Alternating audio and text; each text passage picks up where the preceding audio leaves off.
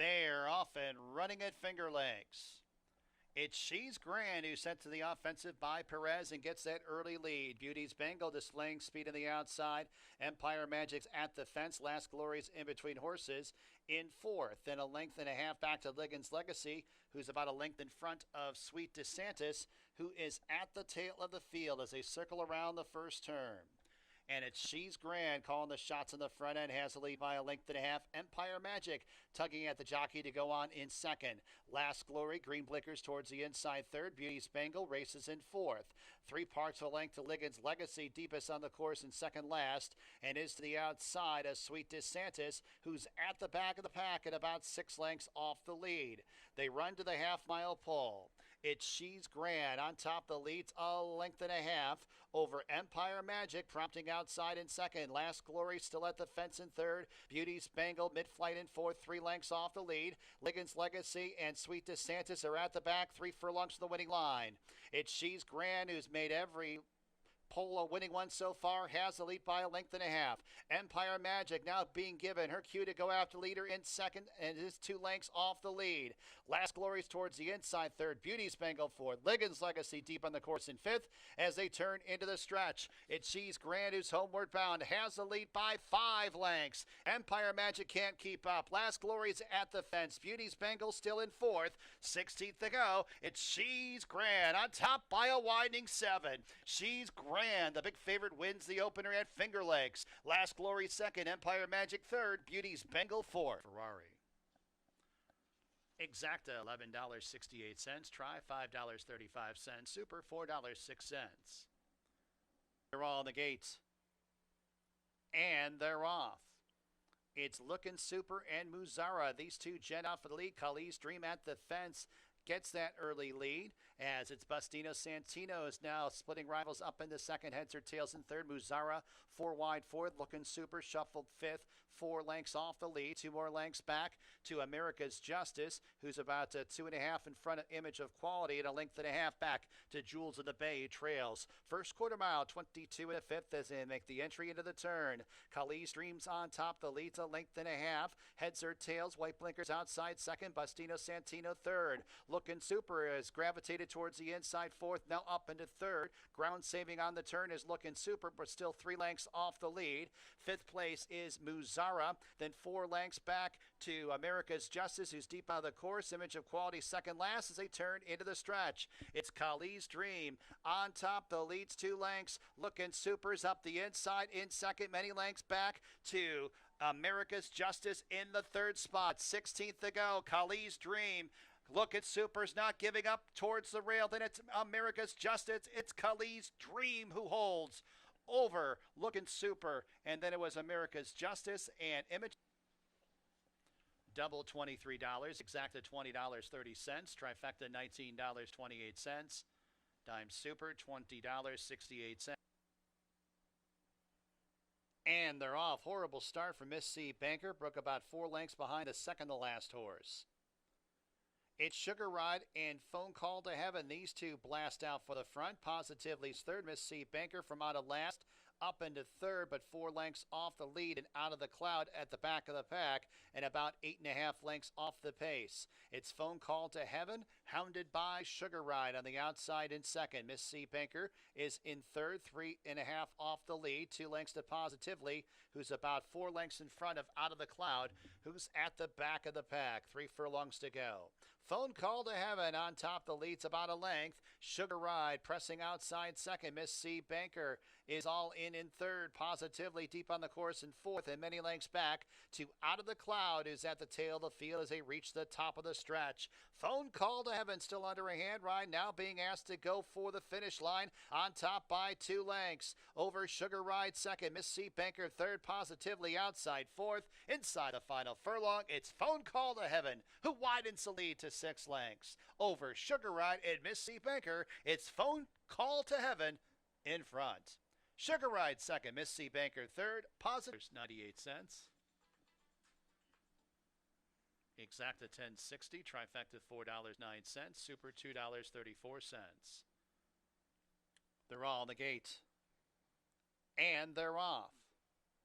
It's Moontown, gonna be surprised. Cue the music, all sending out for the lead. Pasadena Chanel on the extreme outside in fourth, and a couple lengths back to Honey in the Bank, who tracks in fifth. A length to change order, who's about 3.5 lengths in front of Playing with Dowels, who's right to the outside of Emily Reward at the back of the pack. Half mile to go. Cue the music on top. The lead's a length. Gonna be surprised. Rates outside second with Pasadena Chanel, who's now up into a joint second, now grabbing second from Gonna Be Surprised. Honey in the Bank advances up the inside, up into third. Playing with Dowels is on the move. Playing with Dowels was dead last a couple furlongs ago, is now up into fourth. 5.5 lengths off the lead, now up into a joint third is Playing with Dowels. Emily Reward is also advancing from the back of the pack, but spun out very wide for the stretch drive. They got 3/16 to go. Cue the music, but it's Playing with Dowels, bearing down on the outside second. Pasadena Chanel's in third, and then in fourth, Honey in the Bank. They run to the 16th pole. Cue the music, and Playing with Dowels sticks the head in front. Cue the music, battles on. Late charge from Moontown. Your winner, Playing with Dowels. Cue the music second. Then it was Moontown and Emily. Cents the Winnie Mutual. Double $22.94. Exacta $46.28. Trifecta $65. They're all on the gates and they're off. Bad start. Rideshare, who's last?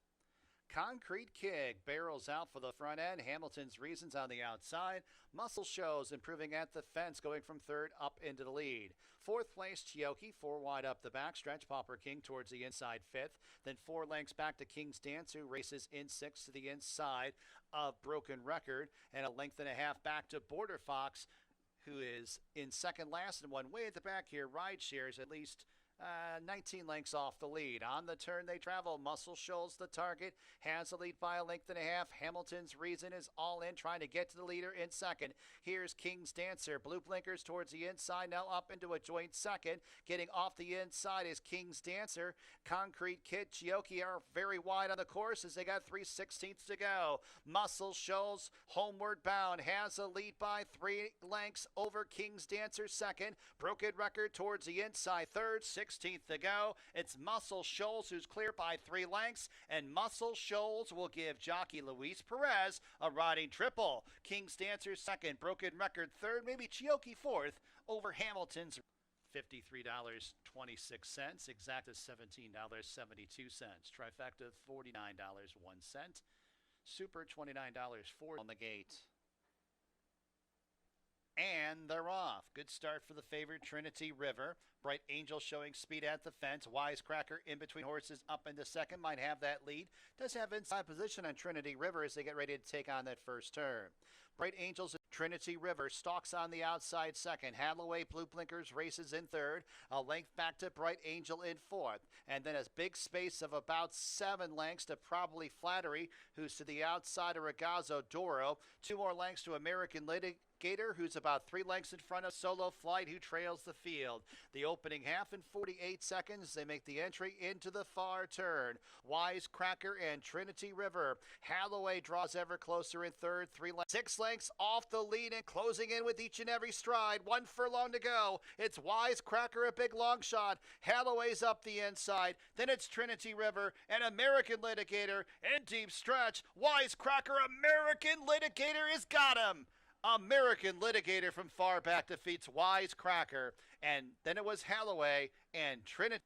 2 wins on the card for Ferrero and Koa. Pat Madden bred American Litigator. $7.64, the Winnie Mutual. They're all in the gate. And they're off. Great start, Mischief Exposed, who sends out for the lead. Scales of Gold flashing sharp early speed in second. Then it's Paint the Line in third, who's to the inside of It's Not Over Yet. 7th race Shake Deep on the course in fifth. A length and a half to With No Name towards the inside 6, flying in style outside of him. And at the back, that's 4 Eyes, is about 8.5 lengths off the lead. Scales of Gold leads this group into the turn to leads a length and a half. Mischief Exposed in chase mode in second. 7th race Shake to the outside of It's Not Over Yet. Third and fourth, Paint the Line, a ground-saving fifth. 4 lengths to Flying in Style, who's about a length in front of With No Name. And 4 Eyes is at the tail of the field as they arrive at the top of the stretch. Scales of Gold, the first to face us, comes off the turn, leading by a length. over Mischief Exposed, who tackles outside in second. 3 more lengths to It's Not Over Yet, and then it's Paint the Line towards the inside. 7th Race Shake and Flying in Style on the grandstand side. 16th to go. Scales of Gold, Mischief Exposed. 7th Race Shake. Here's Paint the Line, and 7th Race Shake. That time for race 8 in 16 minutes at 3:52 p.m.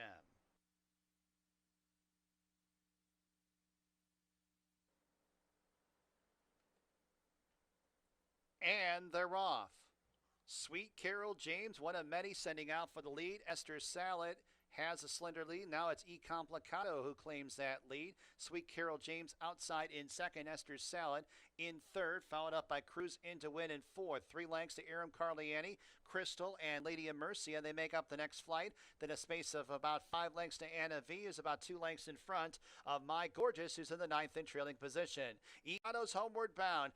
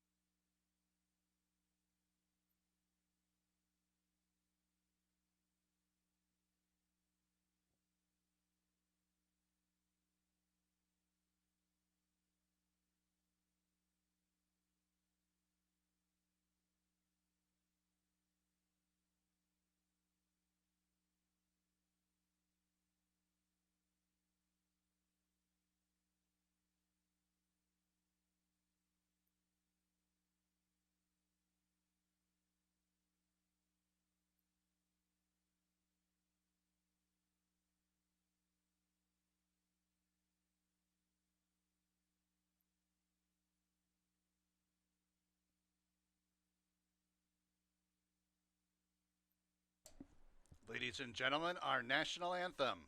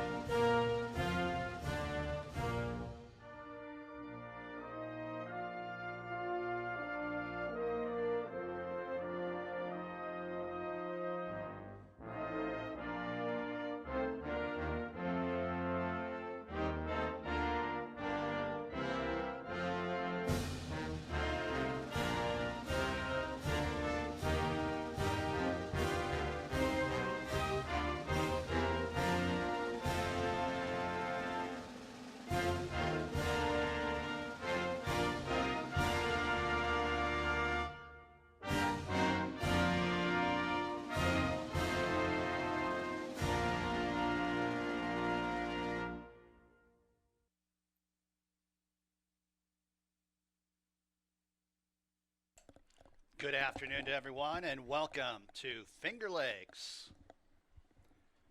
Tuesday afternoon of Thoroughbred horse racing. Track is listed as good.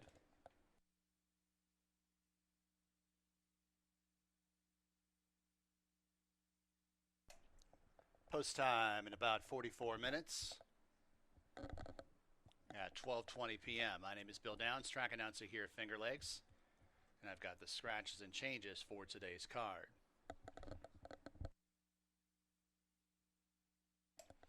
First race. Scratch number 3 globes. Number 3 globes of scratch.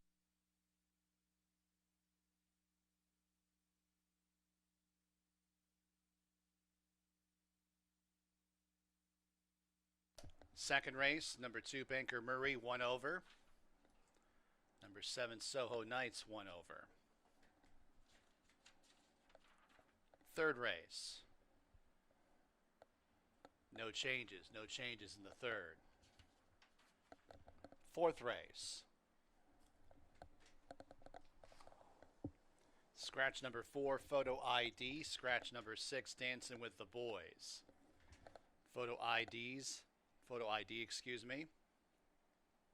Dancing with the Boys. 4 and 6 out of the fourth. Jockey change at number 7, Galilean's Girl, Nasario Alvarado.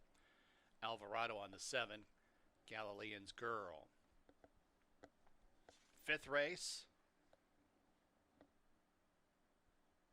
Jockey change at number 2, Tumbles.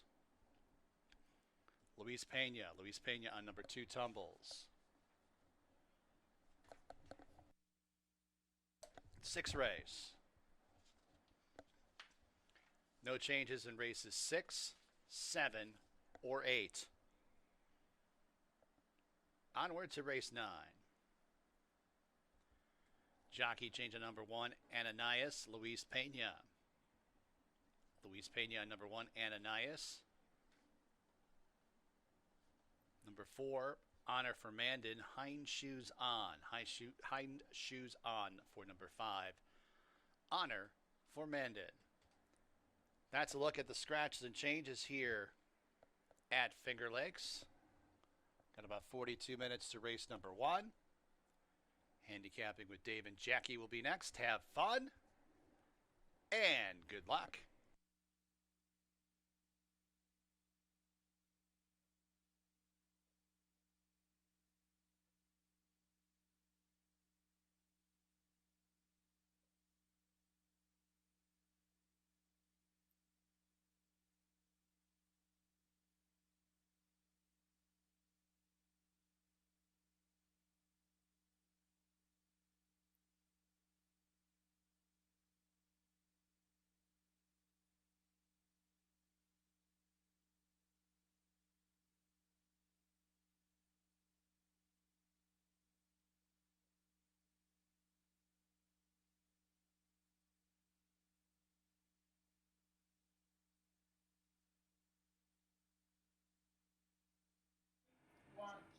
And welcome everybody to Finger Lakes Gaming and Racetrack. I'm Dave Mattice, joined again by Jackie Davis. So everybody missed her yesterday. I don't think nobody was watching the show yesterday. You weren't here.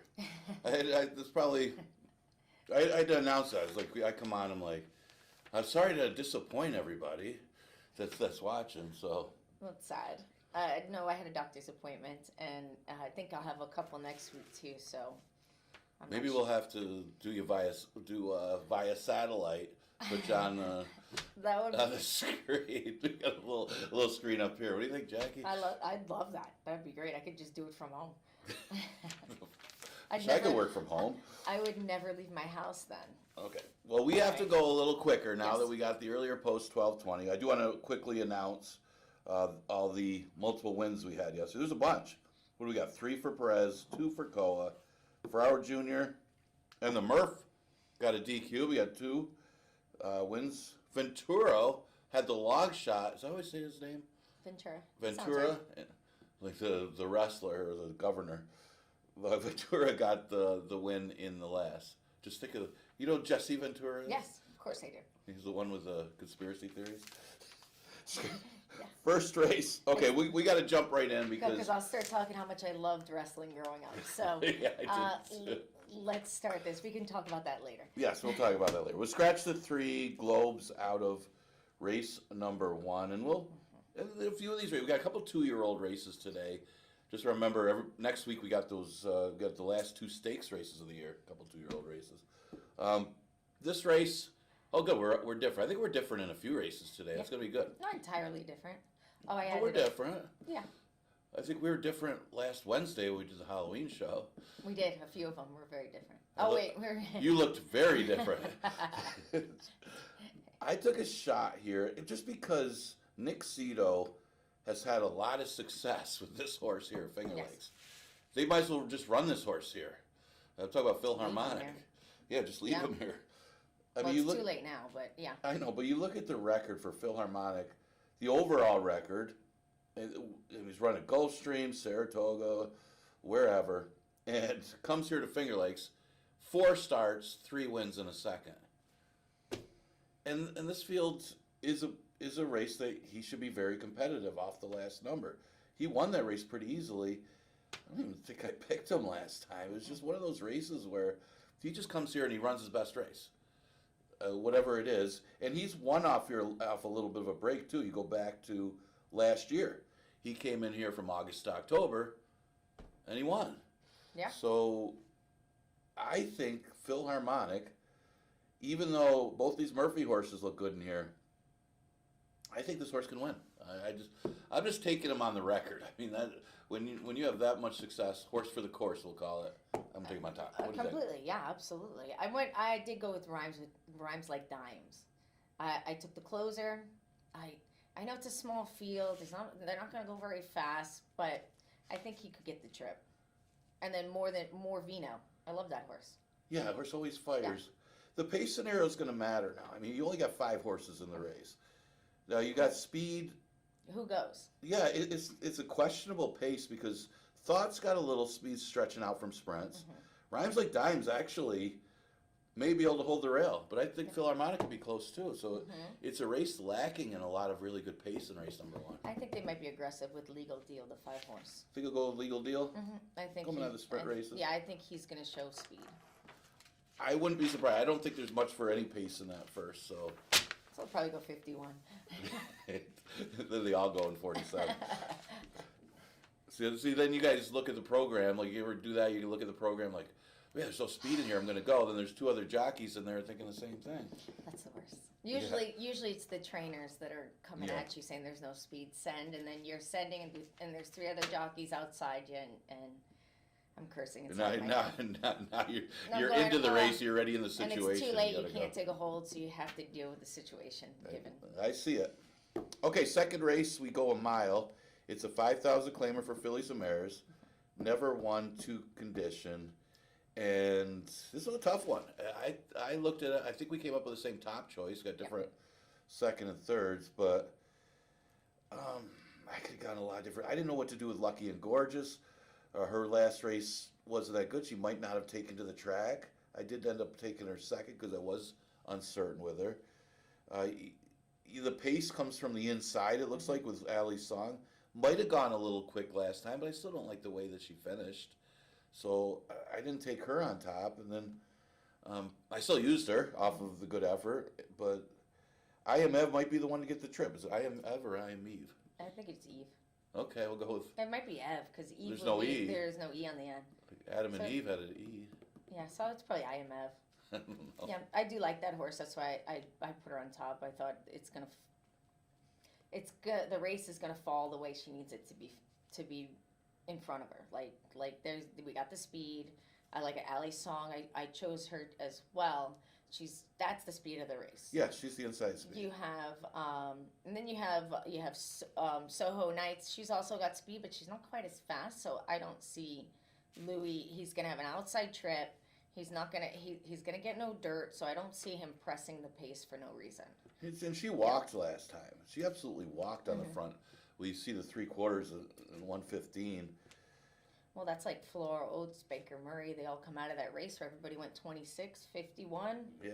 almost 52, 16. So it's a hard case. Yeah, and nobody really stands out. Like I said, Lucky and Gorgeous has got the class, but her form isn't that good either. Yep.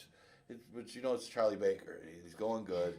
I mean, if Allie's song, I mean, if he can get out there and get alone and He-Man can control the pace here, I could see her going a long way. I don't see them going faster than what he did last time. No, they won't, and he might have went too quick, but it still looked like she was the winner at one point, and I know, she and then stopped from the late. inside, she's going to have to be a little more. So it was one of those cases where I didn't like anybody, to be honest Yep. with you. I'm surprised we came up with the same horse because this horse could be 4 or 5 to 1 in here. Yeah. Because you could have gone. It's just we're looking at trips more than anything. She's got a very even way of running, but it's very forward. So she's mid-pack. She's right behind the first tier, and if the speed falls apart, she's going to inherit it, and she should be able to go forward with it and keep her pace. She's one of a few you That's can the make a case for. Yeah, that's the case. Then that's the only one I can really. Yeah, make a no, case but I'm for. seeing it the same Yeah. way because you envision your mind, and I know you do it as a jockey, and we do it as handicappers. When you look at the race, you look at everybody's running style, you look at how the race sets up, and who's going to get the trip. Sometimes when it's hard to separate them, and it comes down to the trip, may come down to how they handle the track. We are going to start off with an off track. I don't know if we're going to be off the whole day. No. There's a lot of wind outside. It was when I came in this morning. They were still training and the track was open, so they worked through it a little bit. So it should dry out. I live right down the street, and we Me lost too. power. Oh, I don't know if where you No. were they did, but no, it was I had some windy and it flickers. started thunder. I mean, it was thunderstorm last night. yeah, you're about the opposite way of me. But it just the rain wasn't that heavy, but it did rain and it's some high winds, man. Good thing we didn't run last night. Our track appreciates the water though. It sucks it up pretty good. All right. Allowance race is the third. We go a distance of a mile, and This was a great race. yeah, this is the one I took the most. This is probably Yes. why we were in a rush to get up here because I took so long with this race. Yeah, we were a little late. But there were a couple races today, especially the 2-year-old races, where you take some time with it, just trying to figure out who's the best and who's gonna get the trip. I mean, you got a couple speeds in here. Spetro going pretty good for Charlie Baker. He moves to the next spot, going up in class, looking for 4 in a row. I think he met his match here with the speed with Coinage. It's gonna be what he does is gonna be important because Coinage is fast. I didn't know what to do with Coinage. Coinage is a former graded stakes winner, by the way. If you want to look back on his form, granted it was on the turf, but it should be mentioned he's a former graded stakes winner that the form has kind of gone backwards a little bit. He was better on turf early in his career. In the last race, they dropped him, and there was a taker. They took him for 12.5. Yeah. See if he's good enough to run it. This is the right spot. You go in the one state right here, Finger Lakes, when you're a 4-time winner and you're eligible for this. This is the right spot. I just don't know, especially with Spetro in the race, where this horse is right now. If he's still good enough to beat these horses, that's a big question. What I like about Spetro is Spetro has is a front-running horse. He's always on the lead, but he shows consistently different fractions. Mm-hmm. Like he goes to lead going 50, he goes to lead going 47. So he's a controllable speed horse. So he could be pressing on the outside. Yeah. Because they're going to go quick. If they want to go crazy, he can. But he's also shown he can win going quick. So he could just sit right with them and let them work themselves. And then you have like this time, yes, that horse is another speed horse who likes being forwardly placed. I'm hoping he's a little more patient today. Me too. I'm hoping because I used him on top. I took a shot. Oh yeah, you did. I mean, I like Burning Beauty. Yes. I mean, the race sets up for him. He just won the condition basically because they write that split condition. You had to use the 4. And it might even be tougher, but you have to use the 4. I just don't like to take a favorite in the race like this one because. Talk about not taking a favorite. I took the 3. You got a long shot. I don't. So I took so I didn't mean to interrupt, but I took stop the spread on top. This horse is a very difficult horse to ride. Michael had his hands full, and now he knows the horse, so he can adjust accordingly. And the horse was giving him a little hard time in the stretch. He was slightly lugging in with him, so he couldn't really drop his hands, and he only got beat 2 lengths. So I think this horse it could be a long shot upset. I could see it. And probably be in good position right behind the speed is the way we're talking about it. And Coinage could go back to the back. Eric from Miami beat an 11-9 field that Stop the Spread was in. Yes. He's a late runner with the speed. I'm hoping this time, yes. That was his first time stretching out here at Finger Lakes anyway.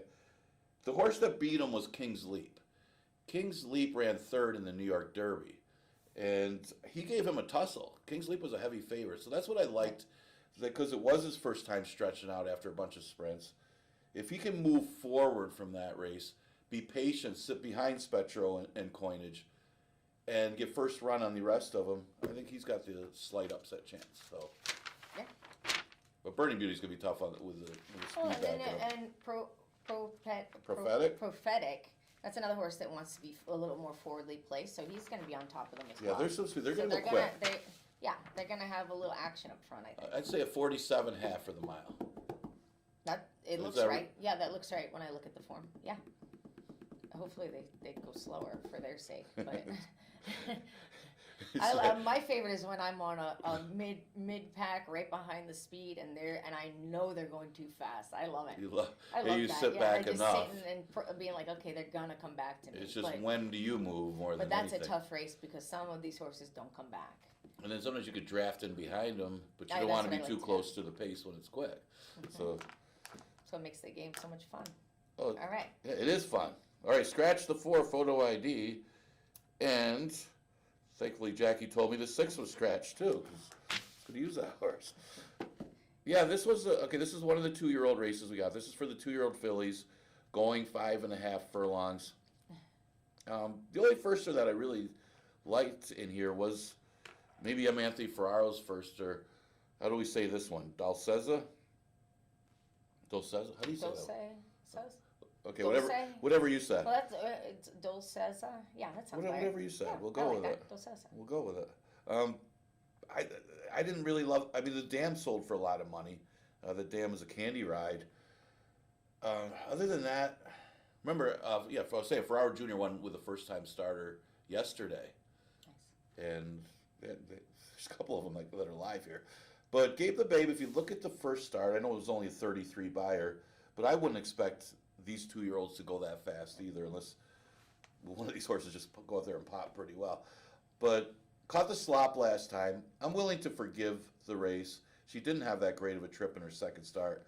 I think she can bounce back and run better here. I like the breeding on this one with the mine shaft on the dam side, and I think she can win here just by default. Depending on, there's obviously it's a questionable field. Yeah, she shouldn't have to go much.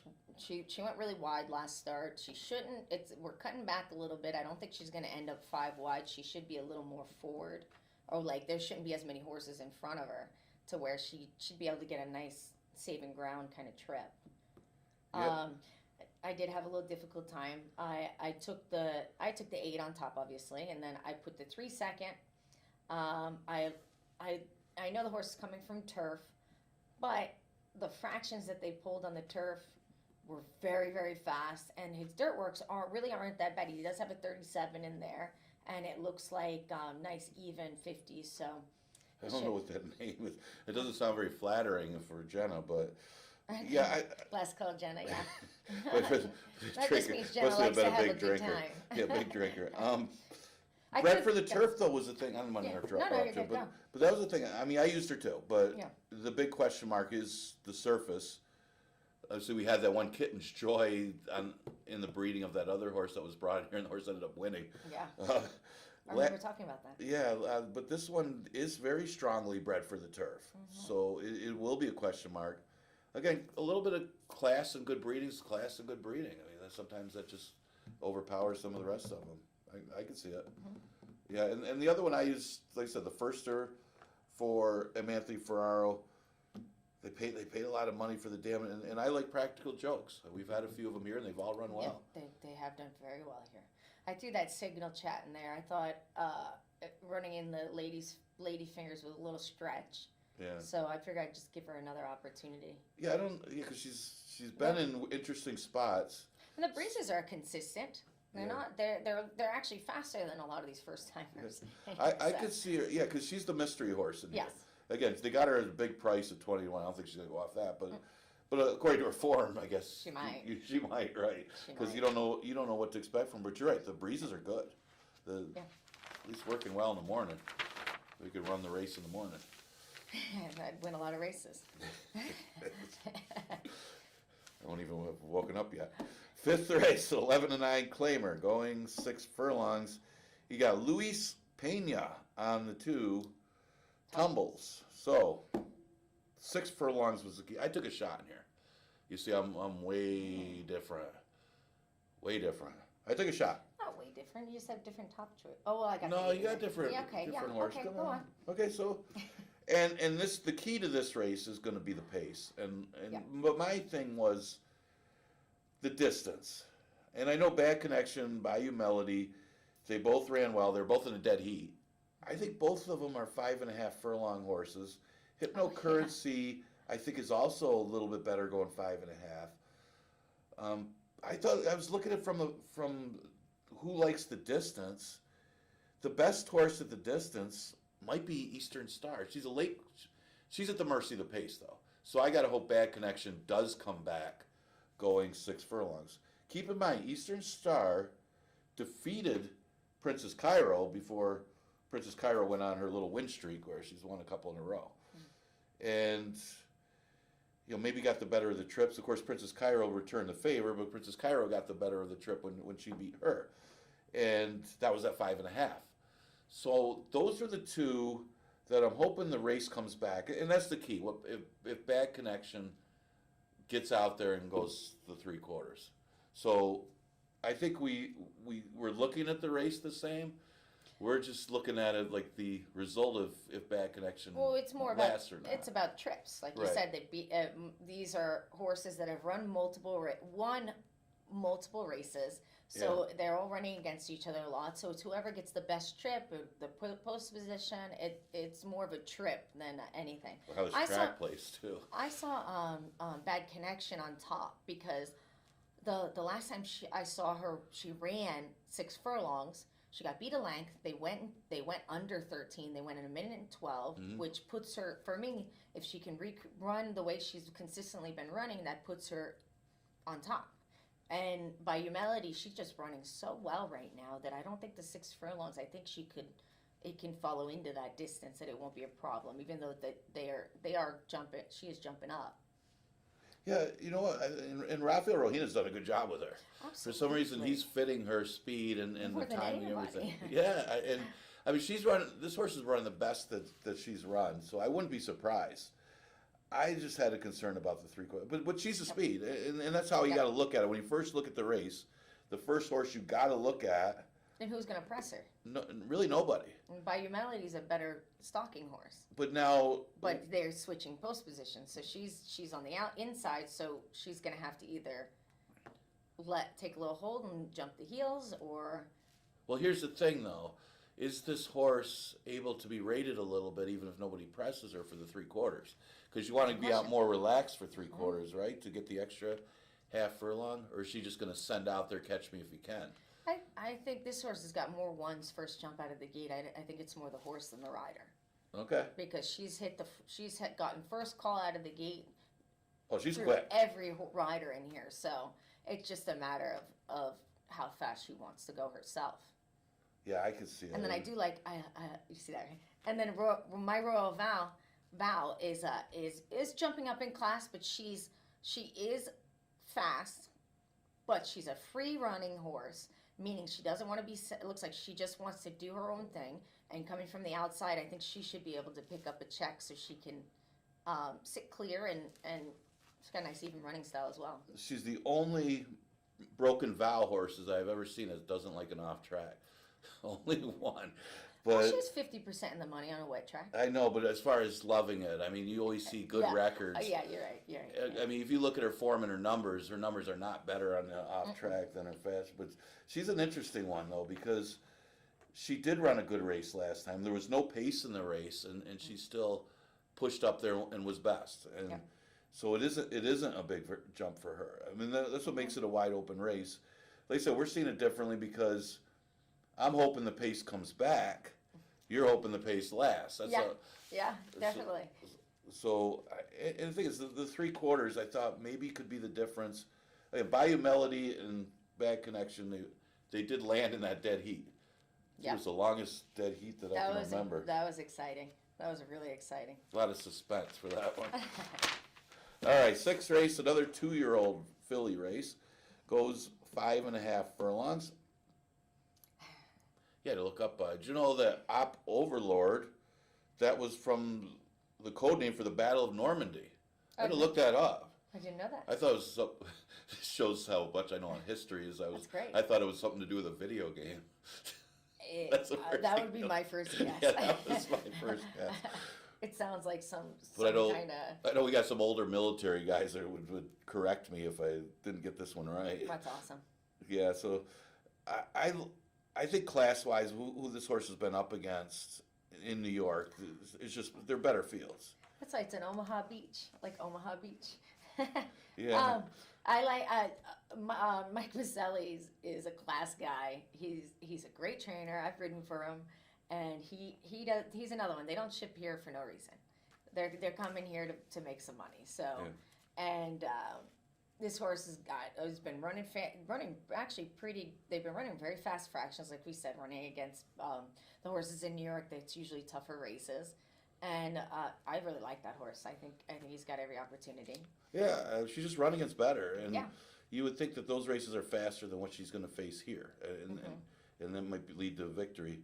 Although Jackie might have called her brother and said, "Hey, is this one any good?"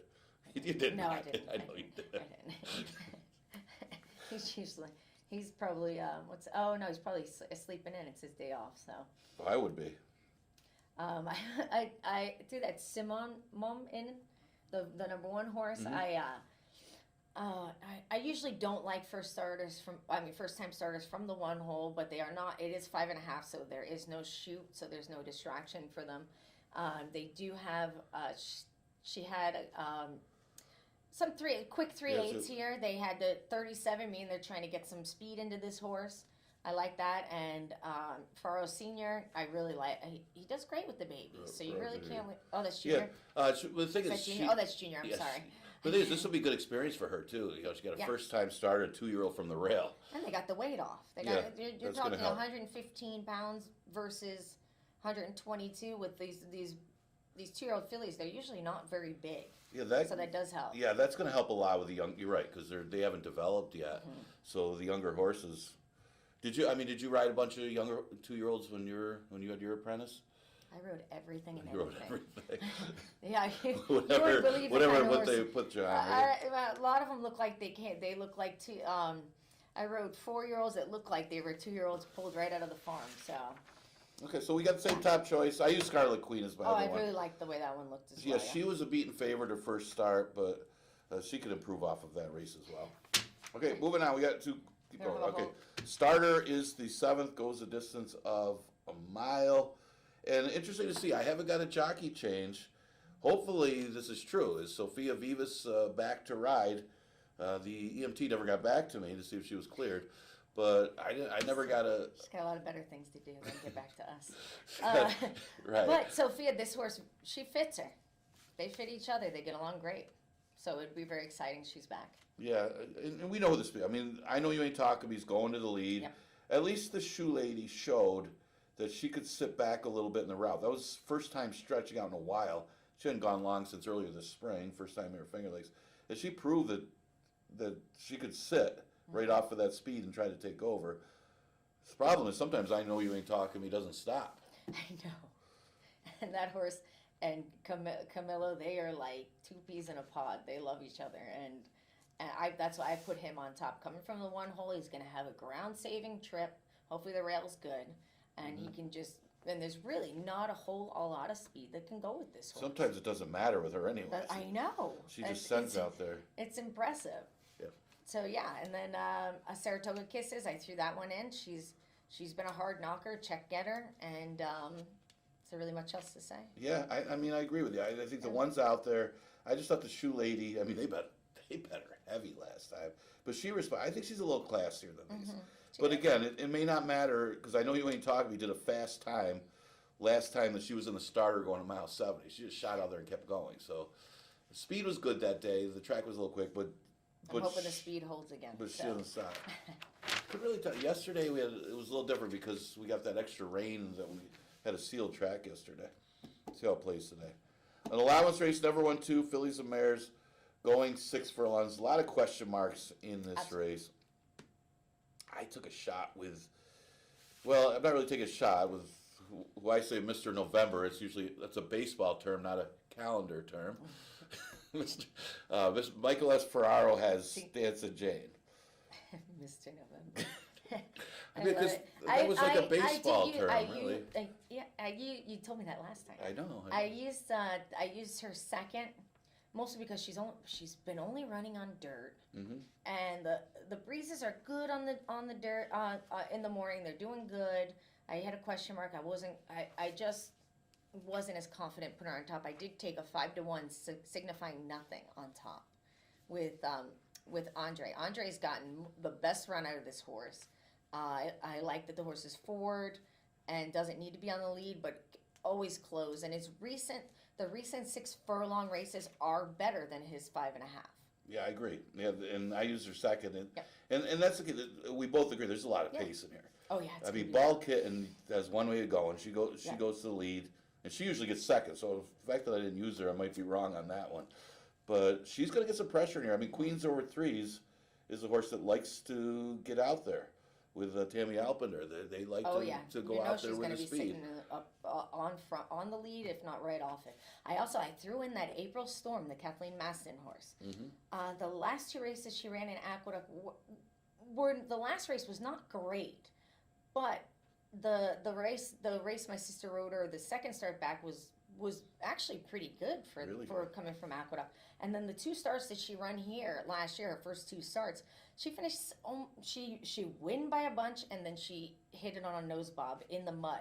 So she finished second on the bob, and that's something you need to keep an eye on. Yeah, I mean, this is the first time against older horses, but like I said, our 2 races here, she ran great. I mean, considering it's early in her career.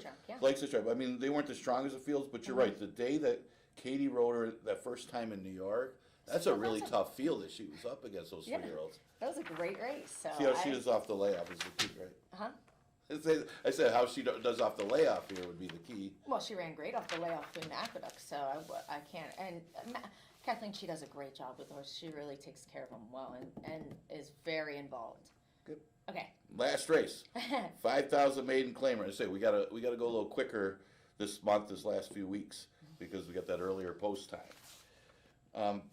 This race, I think a waiting trial is kind of the 2 that I liked were waiting trial and Cata Dia Major on the drop-in class. But the horse that seems to be the most logical and just seems like he's the winner on paper is a waiting trial. He's got enough tactical speed where he could do anything. He could be close. A Real Alive was a drop down that beat him last time. And the second place finish that he had is just simply better than anybody in this field. And I thought the best shot to beat him would be the two horses on the outside. Kind of Dia Major is a drop. He has some excuses in some of those races. He's added blinkers the last few, but that last race was a mile. I think you could draw a line through the route race last time, and he fits nicely for 5. Worry does go to Palmissimo to ride for Chris Engelhart. I don't know if that horse should be better going long than short, but against this field, doesn't matter. Completely agree. I like that they're cutting this horse back, and I saw a waiting trial as the main speed, like you said, and then And he could do either, even if somebody else sends. I think he still wins. Yeah. Yeah. And I do like Chicago Charlie though. I think he's, like you said, he's even runner, 1 run. He did get placed second the start before you throw that long race out like you would with Palmiso. Yeah. He's a little inconsistent, but he's got a couple races on his paper that puts him right there. I think we got the same numbers. The last race going long, the 2 races before, there's going to be some moisture in the track. Hopefully it'll be dried out by then, but for his sake, hopefully not. Because the 2 races he did run, the 6 and the 5.5 was sloppy, and he did hit the board. Well, for my sake, I hope it gets nicer because I want it to be sunny out. Me too, be a because good I'll be day. outside running errands all day. But you look at the pace scenario of this race. A waiting trial could be aggressive and just take over the lead as best. But there's a couple other ones that have some tactical speed in there. Question mark. That's It's the right. last race. Anything can happen. All right, we're done. Enjoy today's card. Again, we're going to start off with good right now, but it should be drying out. Thanks, Jackie, for being on. Thank you. We'll be back tomorrow about the same time, about 11:40.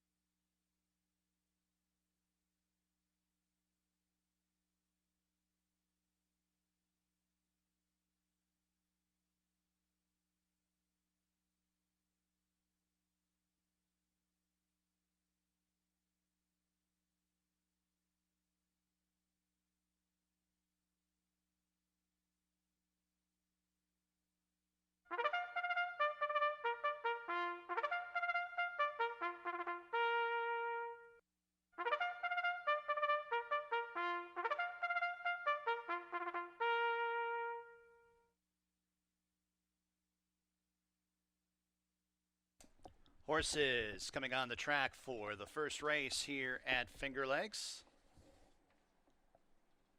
Number 1 is Rhymes Like Dimes in Cabercoa. Number 2, Thought, Michael Davila Jr. Number 4, Philharmonic, Lane Leslie, the jock.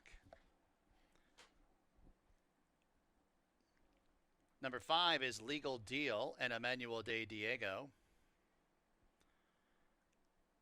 And number 6, More Vino, Andre Warwick calling the shots.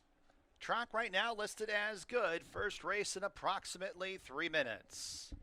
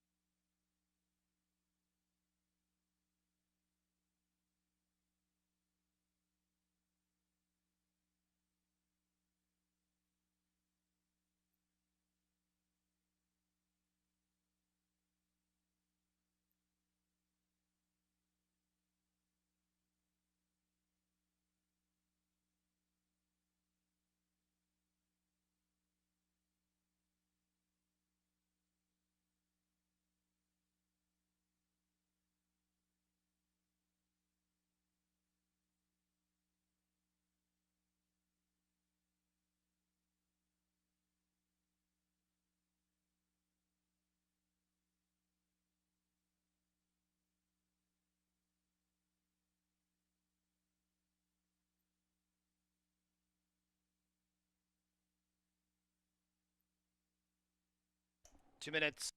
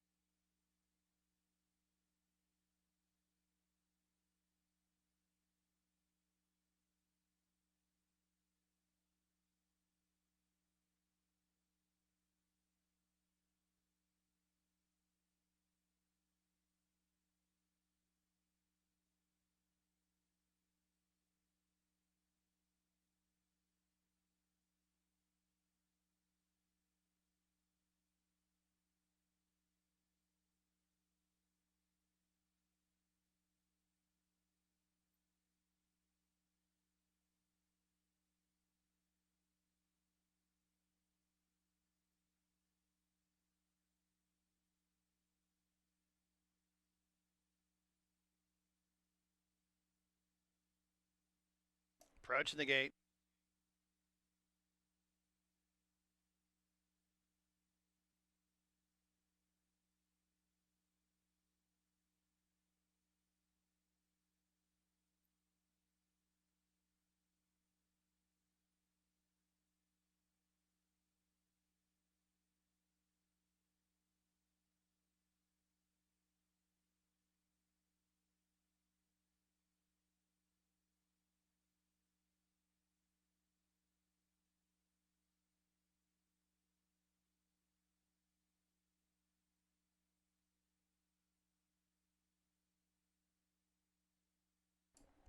And the horses have arrived at the starting gate. First race at Finger Lakes.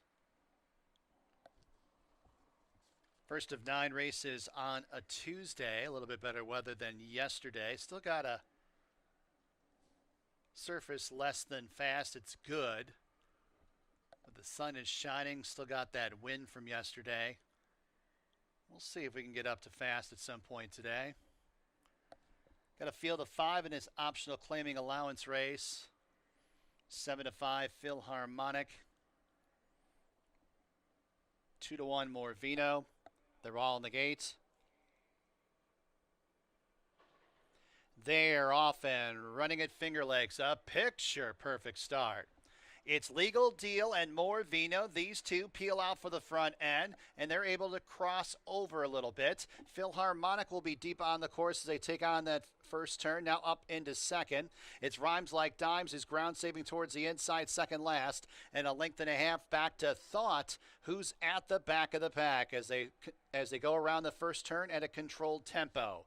Morvino has the lead. Philharmonic outside second. Rhymes Like Dimes towards the inside third, 2 lengths off the lead.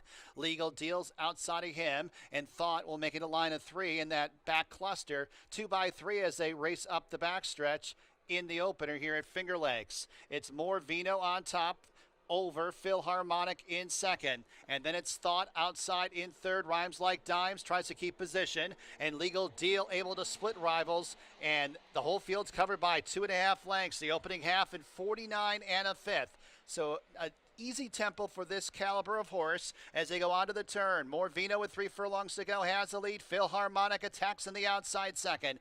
Thought races in third. Then it's Legal Deal in the green blinkers and green colors in fourth. And 3 lengths back to Rhymes Like Dimes, who's at the tail of the field as they arrive at the top of the home stretch. A showdown between Philharmonic and Morvino, and Philharmonic's winning that battle in upper stretch. Philharmonic with 1 furlong to go has the lead by a length and a half, 2. Morvino's all out in second. Legal Deal is in third. 16th to go. It's Philharmonic opening up by 2.5 lengths, 3 in the end. Philharmonic wins again. Morvino second. Legal Deal third. Thought fourth.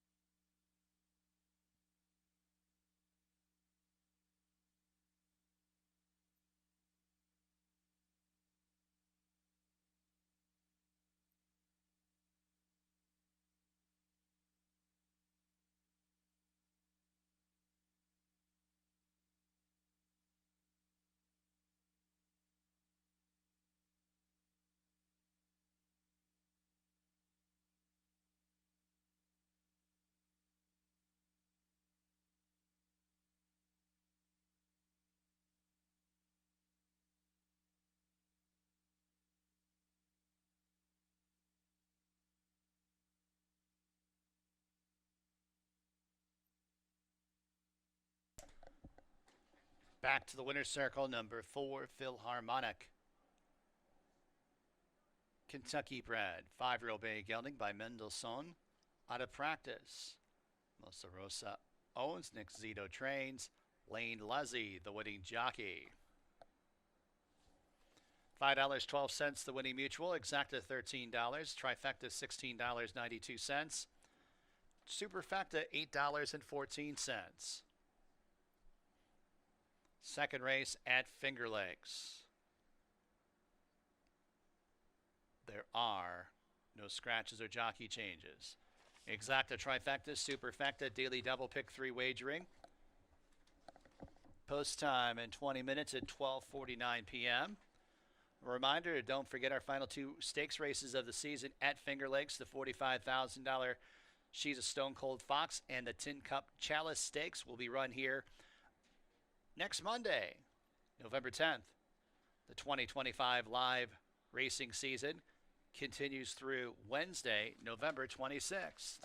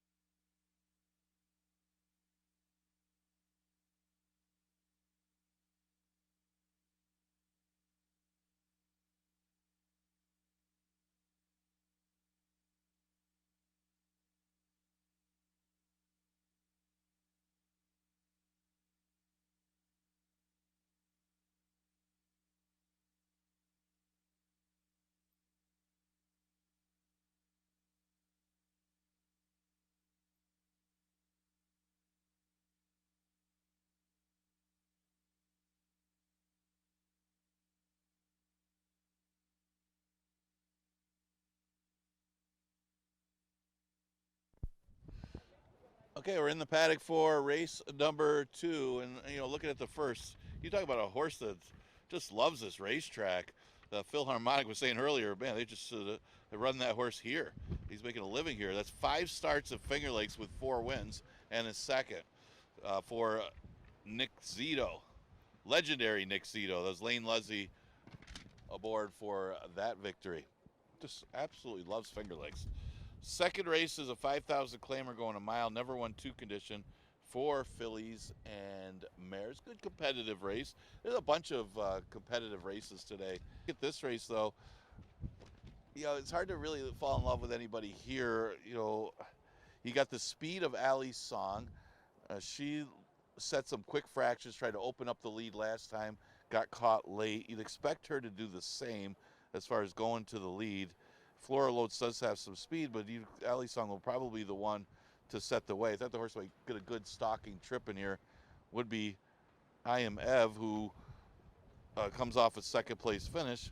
Again, similar. I mean, she's the one that took advantage of Allie's Song stopping late to just get to that one late. I mean, they finished together.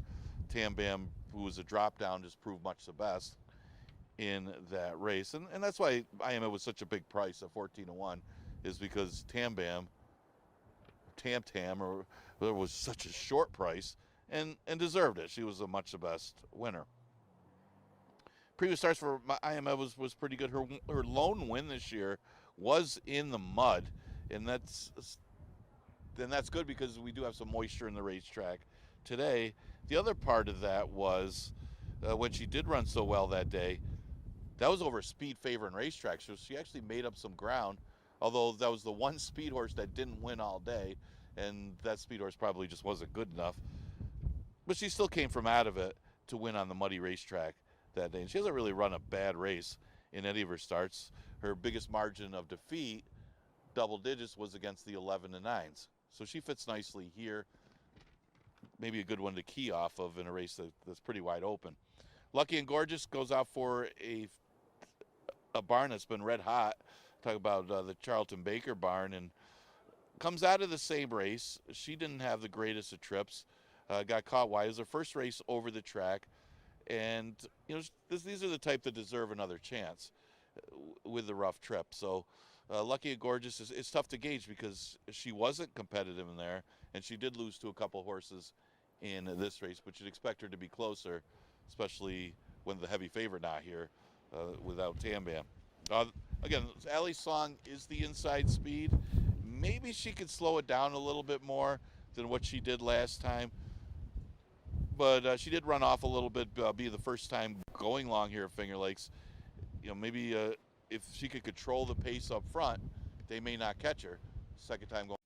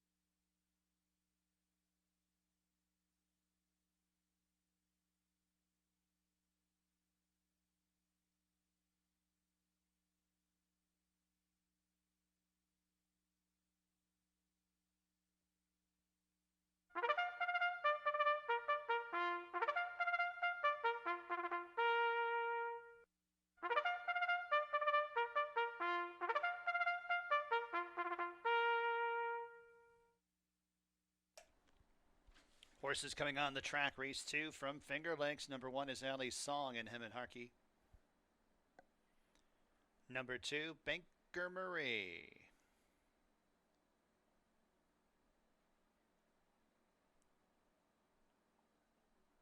And jockey Cabercoa. Number 3, Floral Oats, Oscar Gomez, the rider. Number 4, I Am EV, Emmanuel de Diego.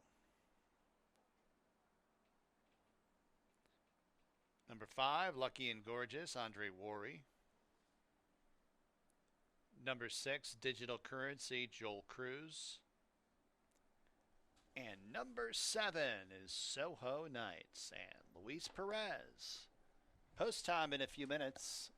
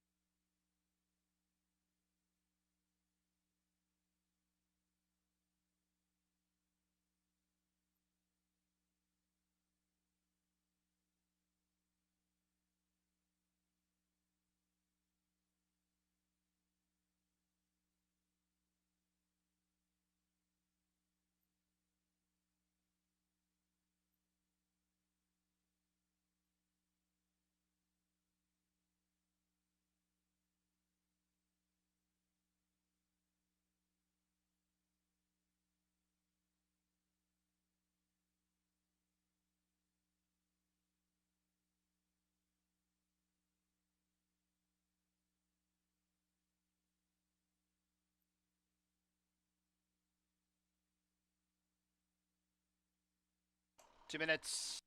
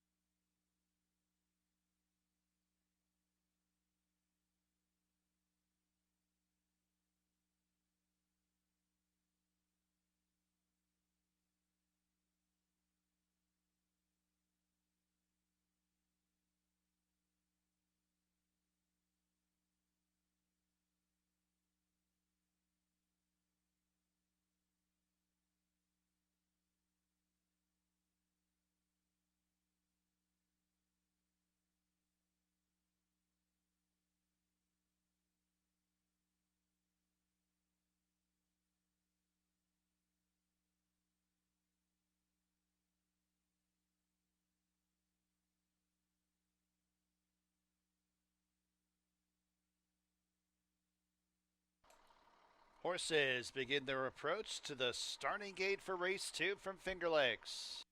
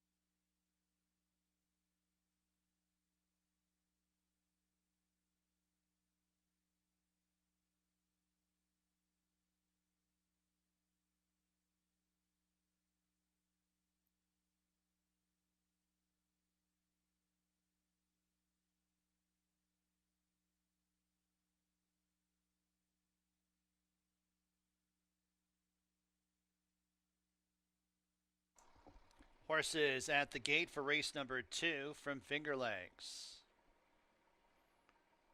Current favorite at 7-5, number 7, Soho Nights. Recent winner of a maiden claimer in her last start.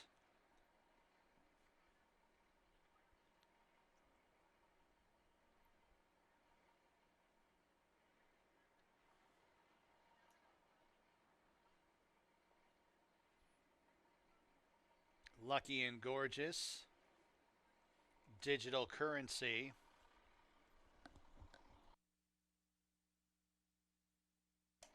Soho Nights, 6-5 favorite to the outside, and they're all in the gate. And they're off. Another glorious start. Floral Oats, Alley Song, Soho Nights. These three go out for the lead. I Am EVs 3 wide around that first turn in 4th as Banker Murray saves all the ground. Lucky and Gorgeous is in second last and a couple lengths to Digital Currency, who's at the back of the pack and about 13 lengths off the lead. As they navigate the first turn and reach the backstretch, and it's Alley Song who opens up by 5 lengths over Banker Murray, who rates in second. Floral Oats settles in third to the inside of Soho Nights in 4th. I Am EV towards the inside 5th. 7 lengths off the lead, a space of 4 to Lucky and Gorgeous, who's about 4 lengths in front of Digital Currency, who's in the 7th and trailing position. First quarter mile, 24 1/5. The opening half in 48 seconds flat. And it's Alley Song paving a path into the far turn. Has the lead by 5.5 lengths. Banker Murray, I Am EV are second and third. Floral Oats nudged upon 3 wide 4th. Soho Nights stuck out 4 wide in the 5th spot. Then 4 lengths to Lucky and Gorgeous under pressure. And 2.5 to Digital Currency, who trails the field as they arrive at the top of the home stretch. And it's Alley Song who comes off the turn, leading by 3. I Am EV with a persistent rally on the outside in second, only a length and a half off the lead. They got 1 furlong to go. Alley Song is shaken up. I Am EV pushes on by. Soho Nights is on the grandstand side, now up into second. 16th to go. I Am EV. Soho Nights lunging at that one late, but it's I Am EV who holds over Soho Nights. Alley Song third. Lucky and Gorgeous fourth.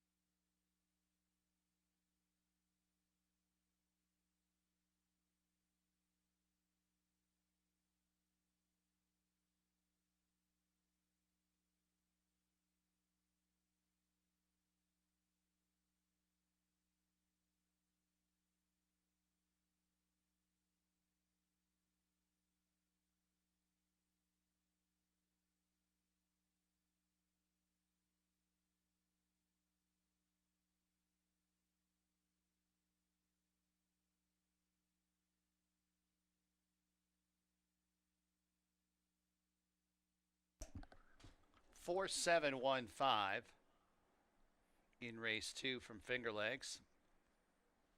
Mile 143.08.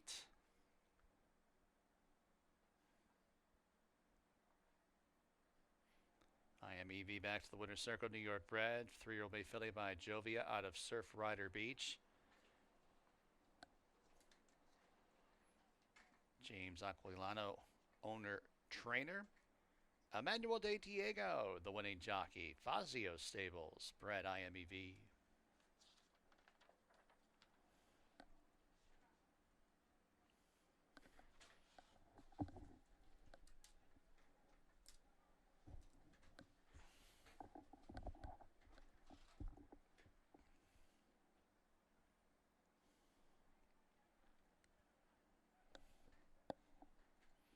$12.68, the winning mutual. Double $39.14. Exacta $48.24. Trifecta $35.50. Dime Super $20.75. Onward to race number 3 from Finger Lakes. There are no changes. Exacta, Trifecta, Superfecta, Daily Double, and Pick 4 wagering. Post time race 3 in about 19 minutes, scheduled at 1:18 p.m.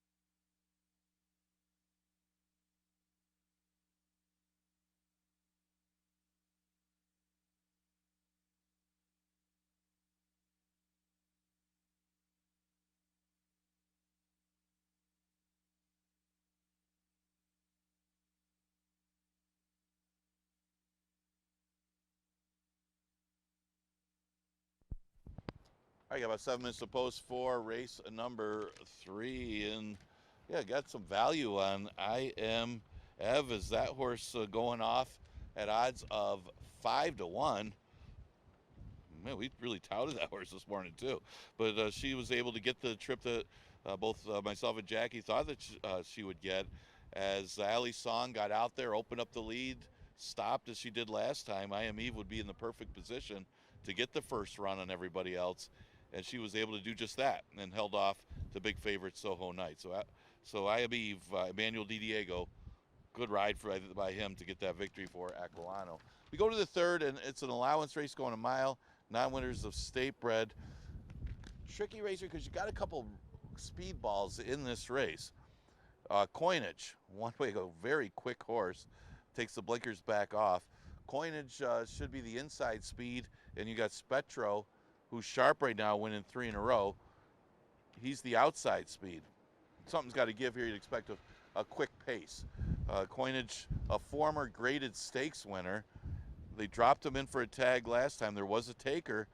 Went for 12.5, and now comes here for Chris Engelhardt, still eligible for our one state bred condition. So it's a good spot for him.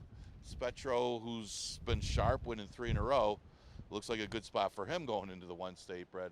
It'll be interesting to see how quick they go early with these two speed horses. The horse that might get the trip in behind with a patient ride would be the 6 this time, yes. He's going to be a price in here. He comes out of a good race, though. He stretched out to a mile, and he was a very threatening second to King's Leap. King's Leap was a heavy favorite who ran 3rd in our New York Derby. Very classy horse. This time, yes, gave him a tussle from the get-go and still hung around at the end. Seemed to be coming back on a little bit before King's Leap finally put him away in the late stages. So I thought any improvement or even running that same race puts him right there. And he's overlooked. He's at odds of 5-1, but so is I Am Ev. The 4 Birding Beauty should get that trip to, or should get the race flow to run at. He took advantage of a sloppy track last time. He obviously doesn't mind the off-going, but the big thing is he's going to get some pace to run at with the presence of Coinage and Spetro. So he basically beat the same kind of horses last time. He looks to make it 2 in a row. Wouldn't be a big surprise. I mentioned Coinage. He was more of a turf horse early in his career. He was the greatest stakes winner on the turf as a 2-year-old.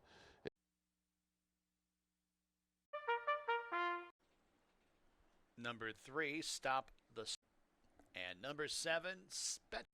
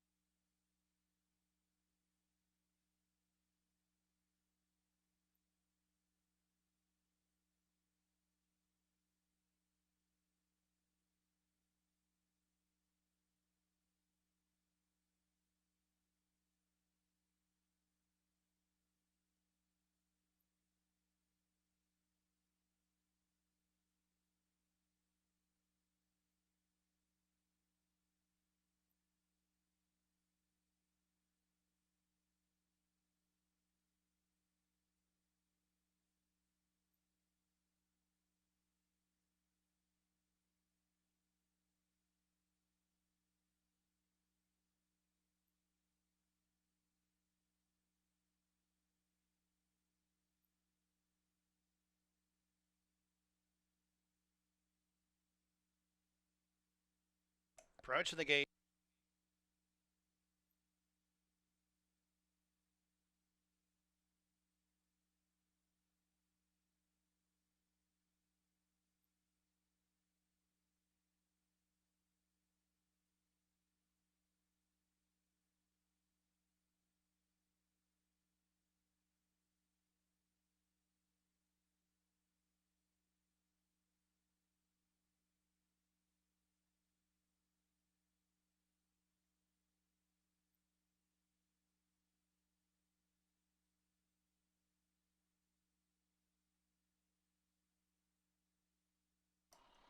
And the horses have reached the starting gate. Race 3 from Finger Lakes, an allowance race going a mile. Even money on number 7, Spetro. 8-5, number 4, Burning Beauty. Coinage. Up into the gate. Stop the spread.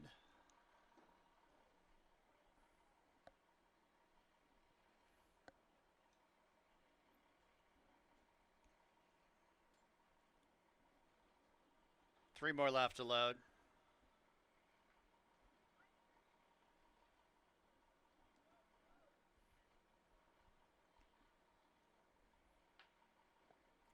One out. Spetro.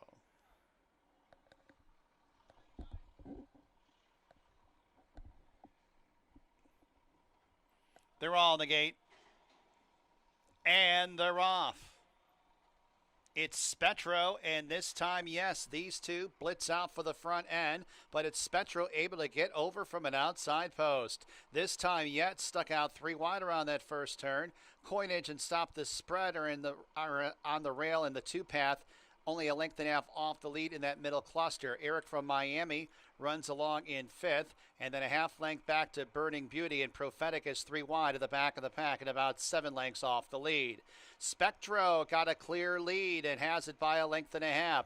This time, yes, outside in 2nd, and then in 3rd, that Stop the Spread. Coinage towards the inside in 4th, and 2 lengths to Prophetic. Green Blinkers in 5th, 6 lengths off the lead. Burning Beauty had to check ever so slightly. Eric from Miami's inside of him at the back. On to the far turn. Spetro leads by over a length. This time, yes, chasing in 2nd. And then it Stopped the Spread outside in 3rd. Coinage towards the inside in 4th. Burning Beauty finally getting on track. Now up into the top 4. Still about 6.5 lengths off the lead as Coinage drops back in 5th. Back to Marcus Eric from Miami and Prophetic as they arrive at the top of the home stretch. And it's Spetro, who's the first to face us, comes off the turn leading by a length as Burning Beauty bearing down on the outside. Now up into a joint 2nd with this time, yes, 1 furlong to go. Spetro leads by 2 over Burning Beauty outside 2nd. This time, yes, in 3rd. They run down to the winning line. Spetro extends the winning streak to 4. Burning Beauty 2nd. This time, yes, 3rd. 4th, Stop the Spread.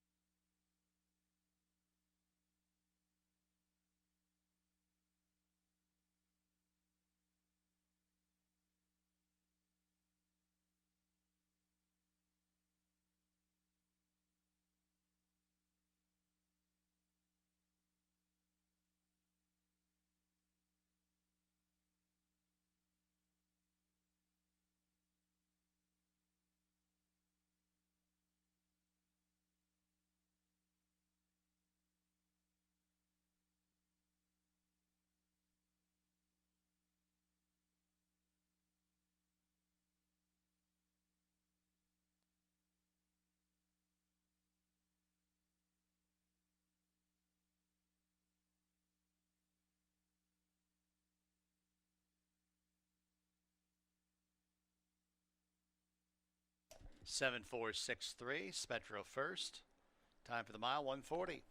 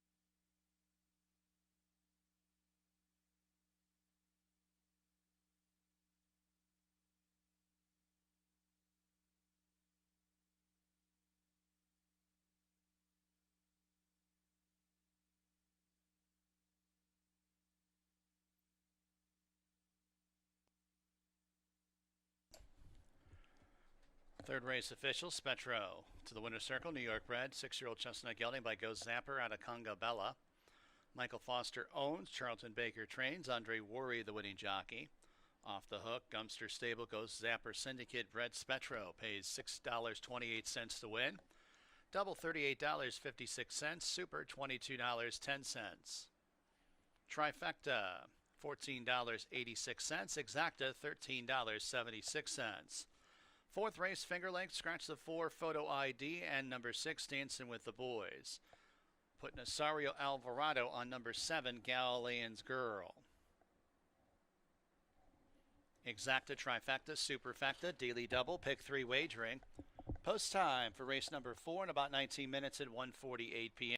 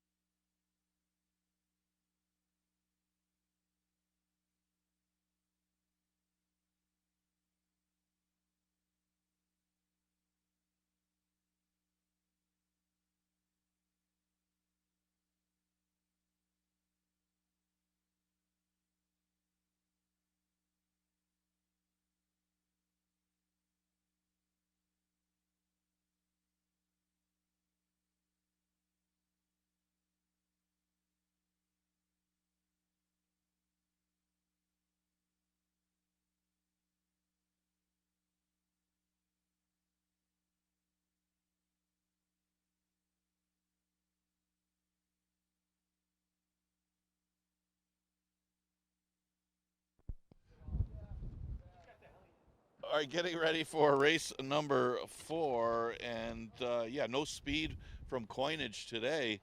That one rated, and Spetro able to get a clear early lead, and that's all that horse needs. That race was over at the quarter pole. Andre Worry guided that one to victory for Charlie Baker and Mike Foster. That's 4 in a row for Spetro. Horse is sharp right now. 4th race, scratch the 4. Photo ID, scratch the 6. Dancing with the Boys. This is for 2-year-old fillies. Got another 2-year-old filly race later as well. This one goes 5.5 furlongs. See where some of the early money's coming from. The 3 last call, Jenna getting some early play at 3-2. And the current favorite, Gabe the Babe, at 7-5. Obviously just a slight favorite. That one ran good first out. Ran a solid second as she chased home Honest Reason. But her next start wasn't as good. She got caught wide chasing and ended up fading on that sloppy racetrack. Good bounce back possibility here for Gabe the Babe, as if you could forgive the last effort and she runs back to her debut, yeah, I think she's going to be awfully tough against these rivals. You got a couple new faces, though. You got a couple firsters. You got Dolceza, who's a practical joke, the 5-horse. She's at 4-1. The dam is by Candy Rye. They paid a lot of money for her, $360,000 as a yearling.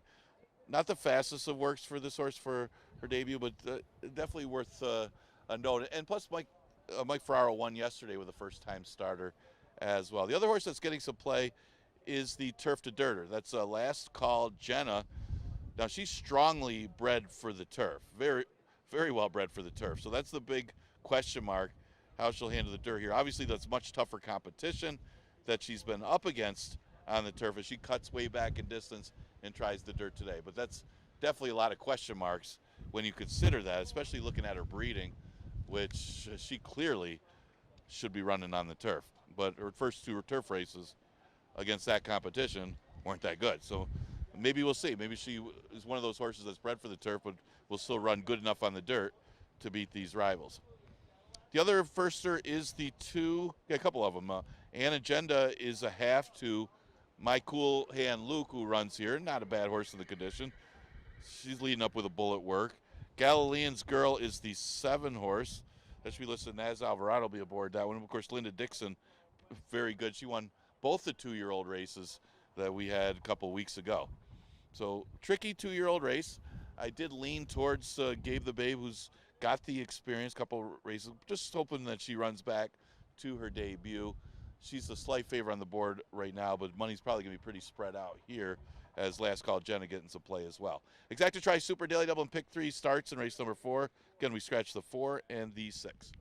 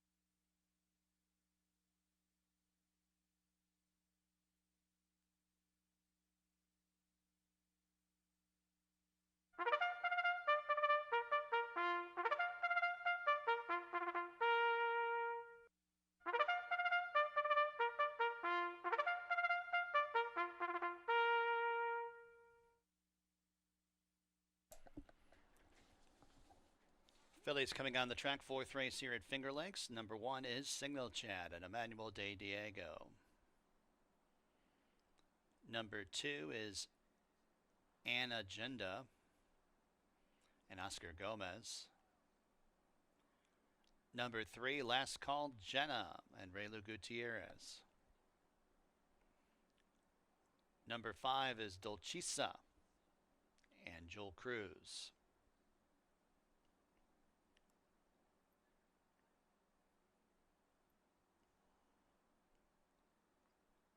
Number 7, Galilean's Girl, jockey change Nasario Alvarado. And number 8, Gabe the Babe with Luis Pena. Post time in just a few minutes.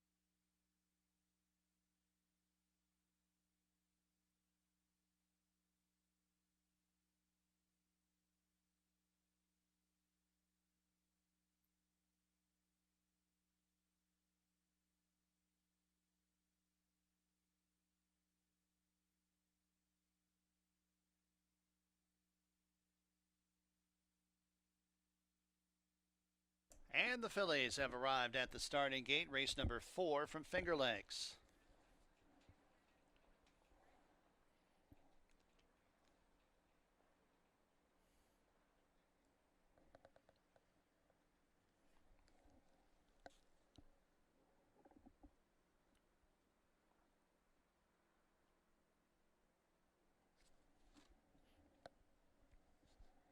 Loading up for race number 4, 6-5 on number 8, Gabe the Babe.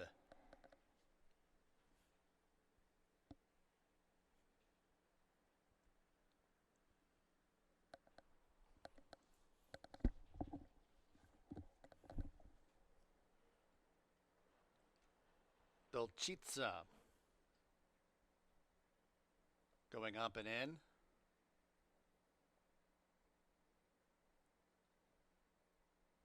Galilean's Girl. And Gabe the Babe.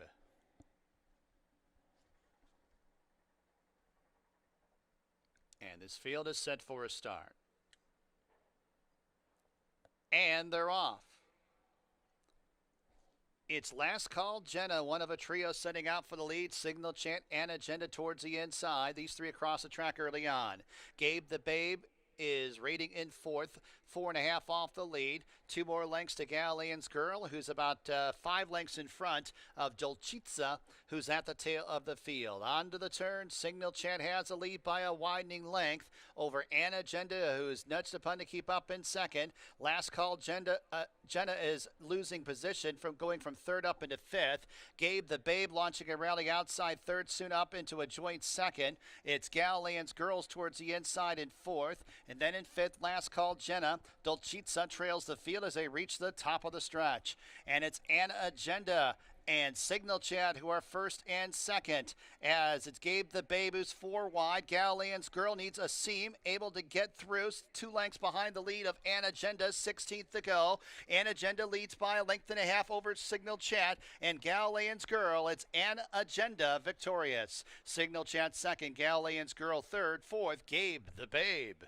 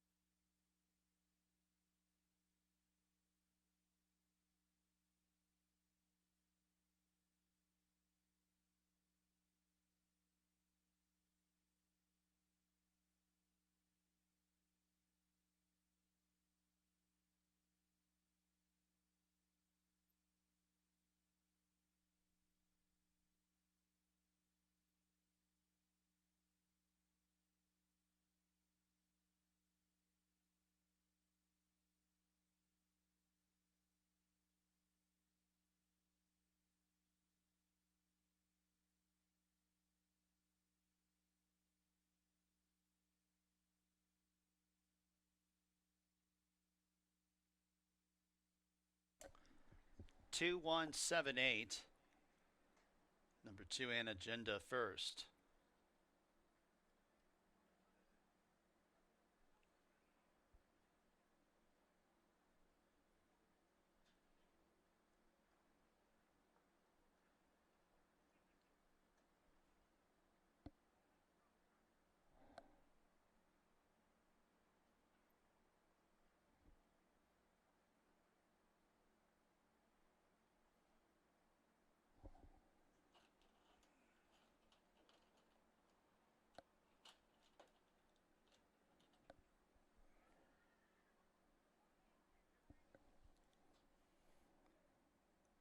Back to the winner's circle, number 2, An Agenda.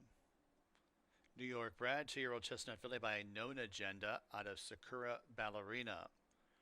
Owned and bred by Alan C. Hallett. Paul Barrow is the trainer. Oscar Gomez, the winning jockey.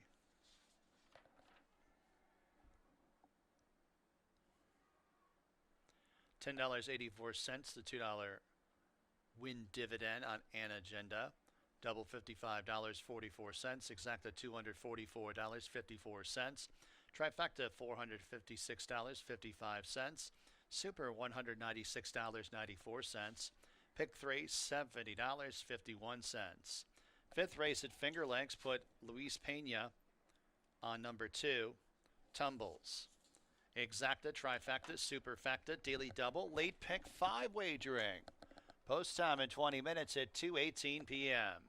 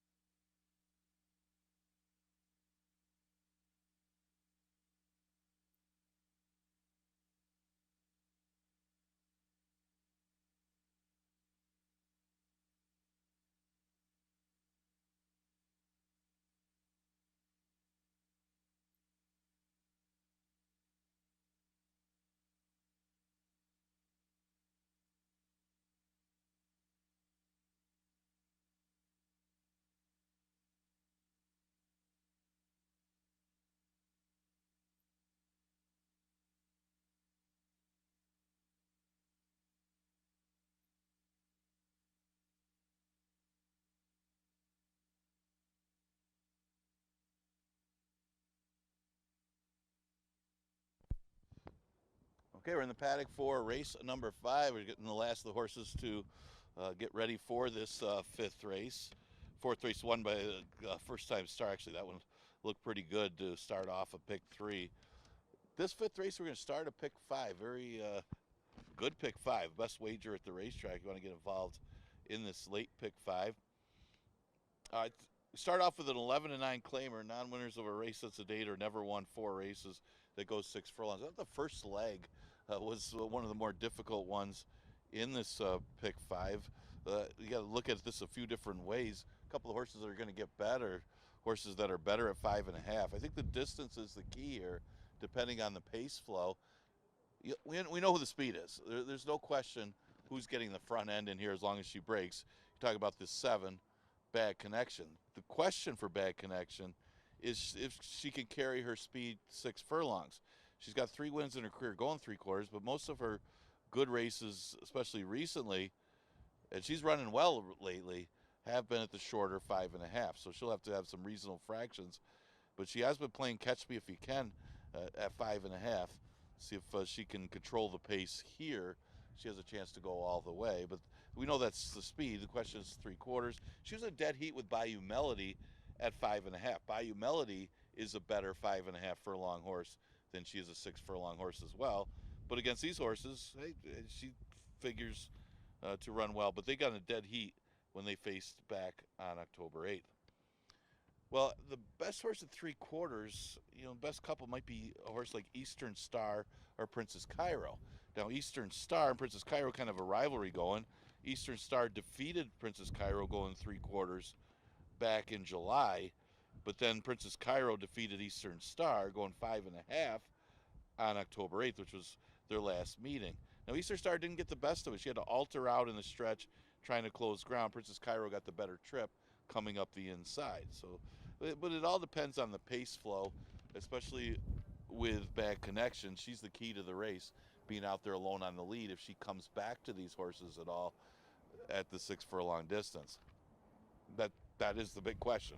Mentioned Princess Cairo. She went on a little bit of a win streak since defeated by Eastern Star. She won. She got up going 5.5. Then she came back and went at 5.5. She does look like a horse that might be better at 5.5. Well, she ran into open soul autism last time, as a few of them did. It was over a speed favoring track. So one thing about Bad Connection, she did benefit from being out there on the lead. Took a little while for open soul autism to pass a Bad Connection, but the other closers could not pass on that speed favoring racetrack. So I would give Princess Cairo the excuse of that last time, but she's done very little wrong the last 3 starts. 2 wins and then that 3rd, where she didn't really get the best of trips either against the racetrack. So I would think this horse plays. Hard to leave her out anyway. She's got to be one of the lower priced horses right now. She's at odds of 3-1. So pretty wide open race, I thought, for race number 5, considering the distance. This race starts the late pick 5. Exacta, Trifecta, Superfecta, and Daily Double also available here.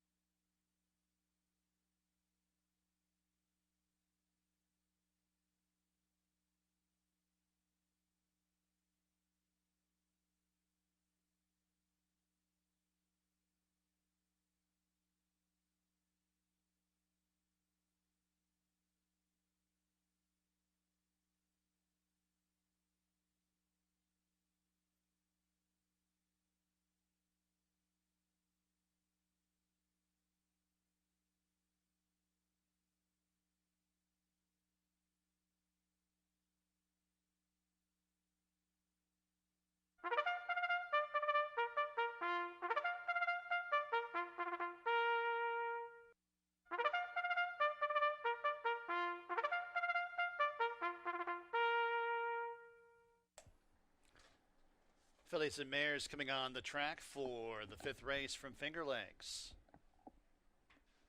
Number 1 is Bayou Melody and Kevin Navarro.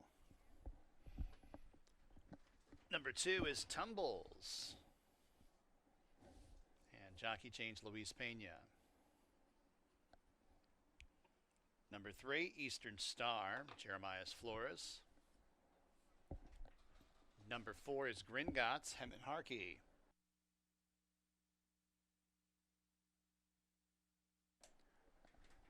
Number 5, Princess Cairo, Andre Worry. Number 6, Hypnocurrency, Heber Koa in the irons. Number 7, Bad Connection, Rafael Rahina Jr. And number 8, My Royal Vow with Oscar Gomez. Post time in a few.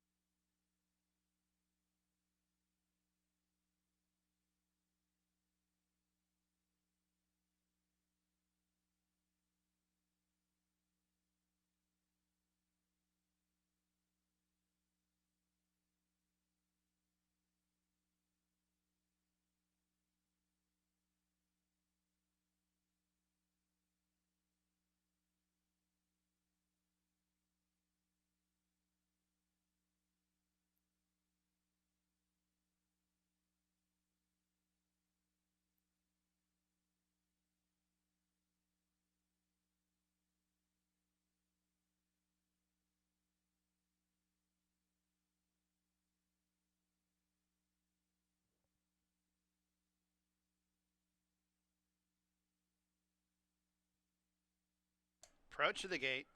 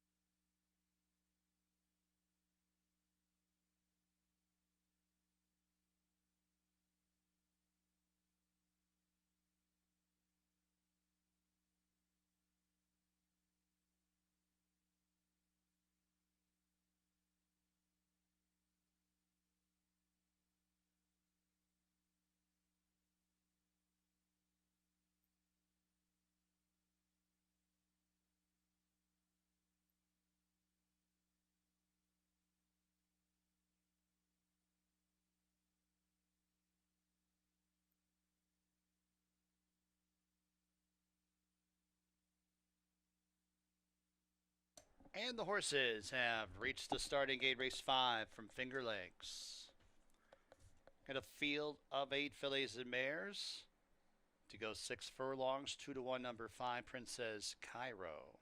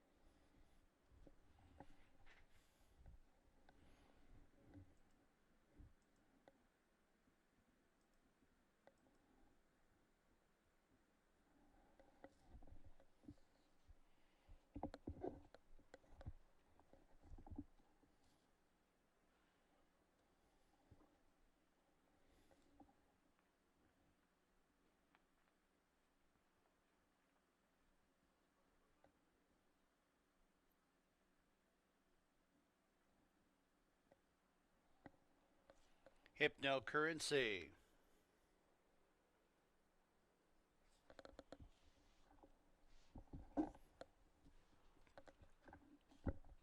They're on the gate, and they're off. It's Bad Connection and Princess Cairo. These two barrel out for the front. Hypnocurrency is next. Bayou Melody advancing up the inside. My Royal Vow drawing closer. Only a length and a half, 2 off the lead, up into 4th. Then in 6th place, Eastern Star, and 2 lengths to the trailer. That is Gringotts. And then one way at the back here, Tumbles. Tumbles at least 30 lengths off the lead. Way out of the race. First quarter mile, 22 2/5. On the turn they travel. Bad Connection has the lead. Bayou Melody outside in 2nd. Princess Cairo races in 3rd. My Royal Vow deep on the course in 4th. Hypnocurrency's in 5th. 3 lengths back to the gray Eastern Star, who's a half length in front of Gringotts, and many lengths back to Tumbles, who trails the field. As they reach the top of the stretch, Bayou Melody takes over the lead. Bayou Melody on top, as it's My Royal Vow and Princess Cairo outside 2nd and 3rd. Hypnocurrency advancing on the extreme outside in 4th. Then as Eastern Star towards the inside, 16th to go. Bayou Melody still on top by 2 lengths. And here comes Gringotts up the inside. Gringotts, Bayou Melody, Gringotts defeats Bayou Melody and Princess Cairo in the 5th from Finger Lakes.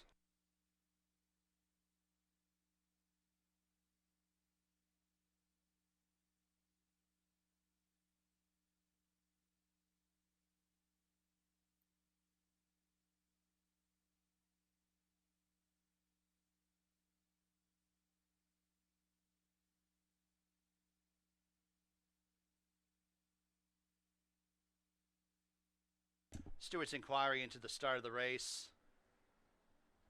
Please hold all tickets.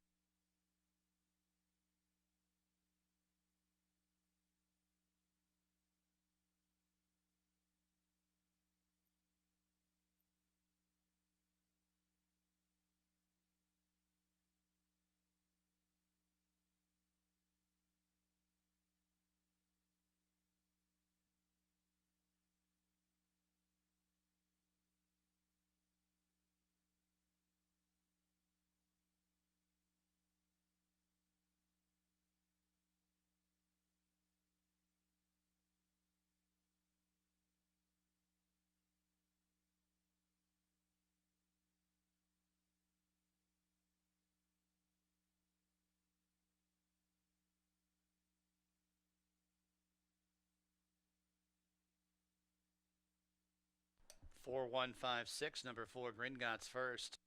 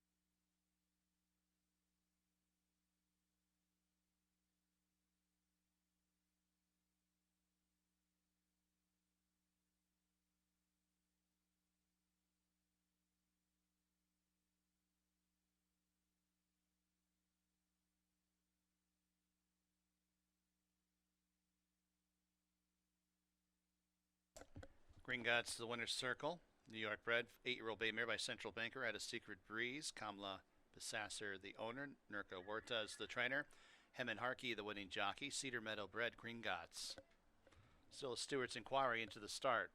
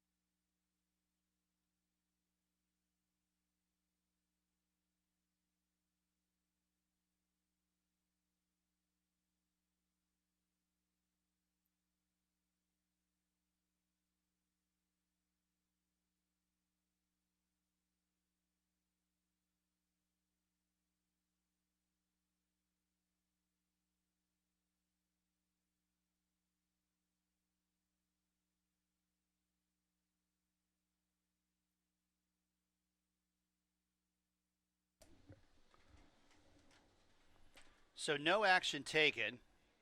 Stewards ruled that the two tumbles caused her own problem at the start.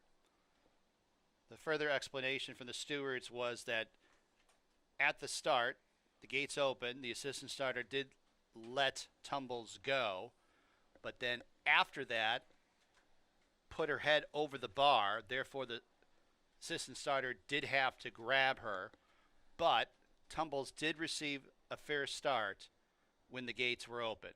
So no action was taken. It's official. $15.12 the winning mutual. Double, $128.64. Exacta, $77.72. Trifecta, $95.41. Super, $85.65. Pick 5, 5 of 5, $5,486.75. 6 race from Finger Lakes, no changes. Exacta, trifecta, superfecta, daily double, late pick 4 wagering. Post time in 19 minutes at 2:52 p.m.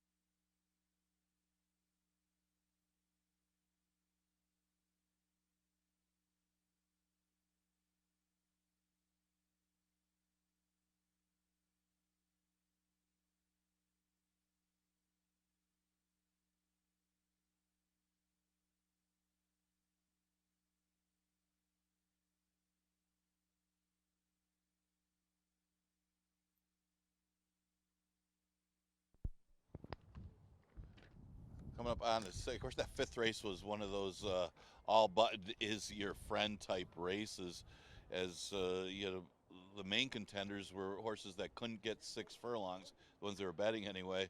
And I thought I had the right idea. I had the wrong closer. It was Gringot. She's sharp right now. Ran a good second last time with a speed got away from her own stablemate one. She stepped up in class, but she was the one that got the trip. You knew that speed was coming back because of the distance of 3/4. Bad connection by Melody can't get 6 furlongs. So who was it that was going to close? It ended up being Gringotts. Heben Harkey for Nerca Huertas. All right, maiden races, the 6 is for 2-year-old fillies going 5.5 furlongs. Interesting race for the juveniles here. OP Overload, Op Overlord we'll call it, has to do with the Battle of Normandy, found out. And this one makes her 4th career start already. She's coming off the turf at Meadowlands, but she's been running against much tougher 2-year-old fillies than what she'll face here. You look at the breeding, and the dams that have to March to the Art, also Global Access. These are multiple graded stakes winners on that dam side. So she might have a little bit of a class edge on our 2-year-old fillies, at least breeding class-wise. They paid $15,000 for her. Again, she's getting beat, and she's not that competitive against the maidens in New York and Saratoga, but those are much better than what she'll face here. So she's going to get some play just on company kept. The 6 horses Scarlet Queen, she's had 1 career start. They bet her down to be favored, bet her down late, real late, and she'll shorten up to 5.5 today. And I think post position might help her. She was breaking from the rail that day, and you notice a lot of these 2-year-old races, the horse on the rail, kind of always break the same. They break a little bit of a step slow from that inside position, and she did. I mean, she broke a step slow, and she was in chase mode from there, and she ended up running a pretty decent third. Again, a lot was expected her first out, as she did take a lot of play. She was entered a couple weeks ago. She was entered on the 20th of October, and she scratched that day. I think her stablemate still ran in the same race. But see if Scarlet Queen can run well here. She just wants to run a little bit better than what she did. And I think the post position might help her as well. The one horse, you got a couple firsters in here that you can make a case for. The one Samoom not getting much for early play. Out of an unraced dam, they did pay $120,000. Gomez. Number 4, Battle. Number 7, Peruvian Princess. Load up. Adam is cashing in without the jockey. Will climb aboard once in the gate. Rafi Totalis, the last to load up. 8-5 on Op Overlord.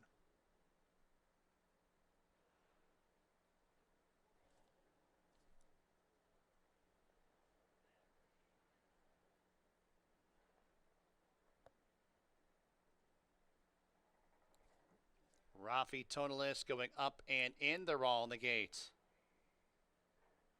And they're off. Bad start, Sea Moon. Good start, Felix's Flower, who dashes out for the lead. Peruvian Princess, Grandma's Girl out, now up into the lead, as it's Felix's Flower second, Peruvian Princess outside in third, Op Overlord in some tight quarters in fourth. 3 lengths back, Scarlet Queen picks up a spot in fifth, passing. Adam is cashing in, then a half length to Battle Rifle, who's about 6 lengths in front of Rafi Totalis, and one way at the back here, Sea Moon is at least 25 lengths off the lead. First quarter, pretty quick, 22 3/5. 2.5 furlongs to go. Grandma's Girl has the lead. Felix's Flower contending on the outside second. Peruvian Princess further out in third. Scarlet Queen 4 wide. Fourth, Op Overlord towards the inside. Battle Rifles about 5 or 6 wide into the home stretch. They got 3/16 to go. Felix's Flower almost on even terms with Grandma's Girl, and these two clash for lead with 1 furlong to go. About 5 lengths back to Scarlet Queen in third. 16th to go. A battle between Grandma's Girl and Felix's Flower. Grandma's Girl digs in. Grandma's Girl wins over Felix's Flower. Then it was Scarlet Queen and Peruvian Princess.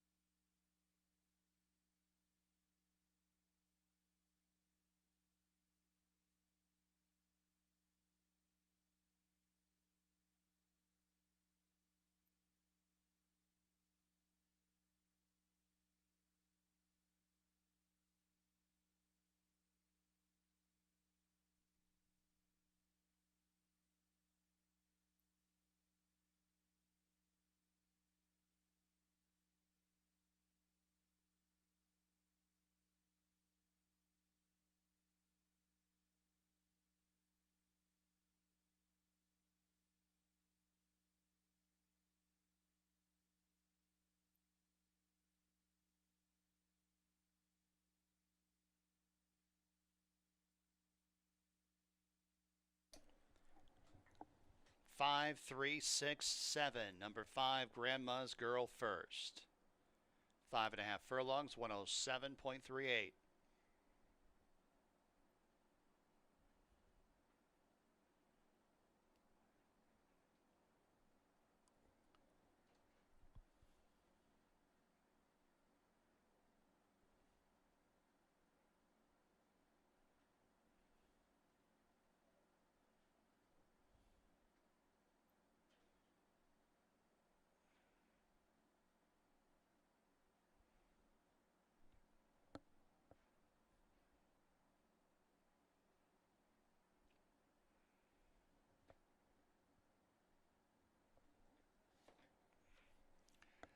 Grandma's Girl back to the winner's circle.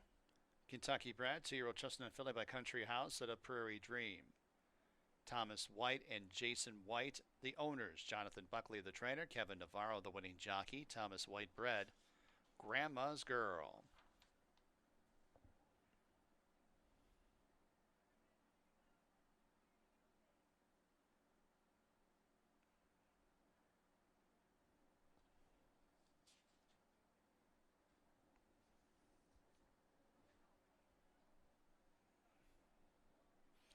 $6.24 the winning mutual, double $93.56, exacta $43.04, trifecta $36.32, super $60.48, pick 3 $263.03, pick 4 $751.61. Seventh race at Finger Lakes. There are no changes. Exacta, trifecta, superfecta, daily double, pick 3 wagering. Post time in 18 minutes at 3:21 p.m.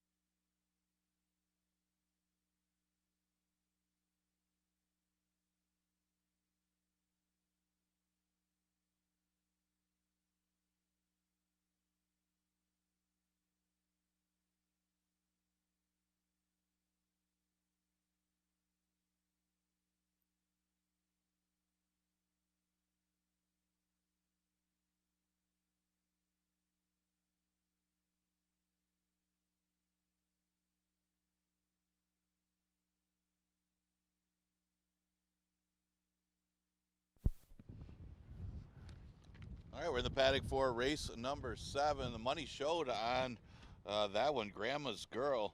Man, that combination of John Buckley and Kevin Navarro has been on fire all year long, especially on fire over the last week or so is Kevin Navarro. He's winning multiple races a day. He's just on fire, and he held that one together as Felix's Flower looked like as they were coming down the stretch, Felix's Flower was the winner every step of the way. I just somehow Grandma's Girl able to hold that rival off under Navarro, and for trainer John Buckley may have drifted out a little bit too, but Grandma's Girl looked pretty good in victory. I mean, he shot right out there to the lead effortlessly, and was able to get the victory. Money showed, went off at odds of 2-1. Okay, let's go to the 7th race, optional claiming starter. The starter condition, 5,000 or less, and the claiming tag, of course, for 8,000. You do have a couple horses in for the tag. Trade Secret, the 4-horse, and, of course, the 6, the Shoe Lady, who's going to be the heavy favorite in this race. Shoe Lady was the last time, too, when they ran this condition. Went off at odds of 1-2. Right now, she's at odds of 2-5. She's looking for 3 in a row. The question was that long distance. It was Koa who was able to rate her enough behind the speed. Surprisingly enough, Sweet DeSantis was the one who sent out to the front end. The Shoe Lady was able to sit second the whole way, and when that one stopped, she was able to take over and get the victory. So similar field today, just shorter distance for the Shoe Lady.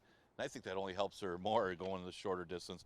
We do welcome back Sophia Vivas. She was injured a few weeks ago. Good to see her back in the saddle. She'll be riding a race today and one tomorrow as well. Unless we got a rider change that I didn't hear about. But 1-4 is the price on the Shoe Lady. The inside speed, remember Sweet DeSantis was a speed that day. The inside speed is going to come from I Know You Ain't Talking to Me. And a lot of times this horse gets brave no matter what the fractions. Hard to figure what she's going to do. She does 46 in the sprints and 47 in the routes, and she just keeps going. The last time that she went a mile 70, shorter than a mile 16th, she got the lead and just opened up in a pretty fast time for the day. She cut back, ran a good second to the Shoe Lady in a sprint. Now she faces the Shoe Lady again after trying a stakes race. Of course, she had to run that race without Lasix, and she had no shot against those horses in the Jack Better Be Right. So a more realistic spot going back to the starter for I Know You Ain't Talking to Me. She's dangerous on the front end, especially at this mile distance, main threat. Trade Secret was the one that got beat by the Shoe Lady that day as well. I liked her that day, but off the claim, she just did not fire as well as she did her prior 3 starts. She brought a 3-race win streak into that race, and it wasn't even tougher horses other than the Shoe Lady. She was a victim of a wide trip that did catch up to her at that distance, but I did expect her to run better than what she did. Maybe she'll run better today and run back to her races she had before being claimed. If she does, she's got to be very formidable in this spot. Another interesting long shot, and one we hadn't talked about, was the 5 Kaz Music. She was on a little bit of a win streak herself in sprint races where she won 4 in a row. The big question, she does have a second at the distance in the past, so she has gone long in the past. And that is the question at this point. It's been a while since she's gone long. She's a McLean's Music. Her last race, she was overmatched at Presque Isle. But if this horse can run back to the form that she was earlier in the year and take that form going a mile today, she is a threat in here at a really big price. She's at odds of 22-1 and will be overlooked. Of course, you're going to have a heavy favorite in here as well with the Shoe Lady. Exacta Tri Super Daily Double, and the pick 3 starts with race number 7. You have 5 minutes to post.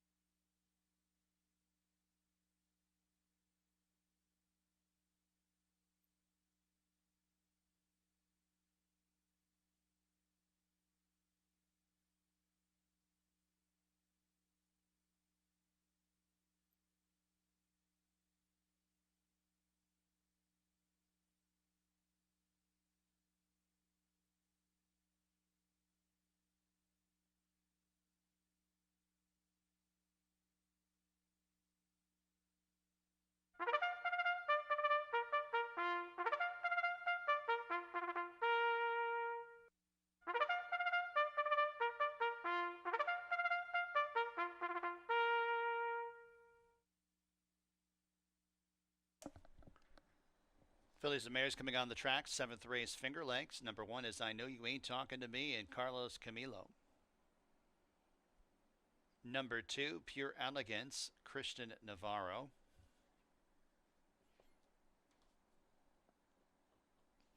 Number 3 is Saratoga Kisses, Joel Cruz.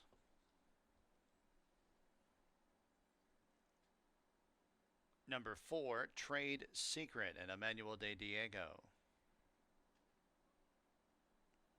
Number 5, Kaz Music, Oscar Gomez.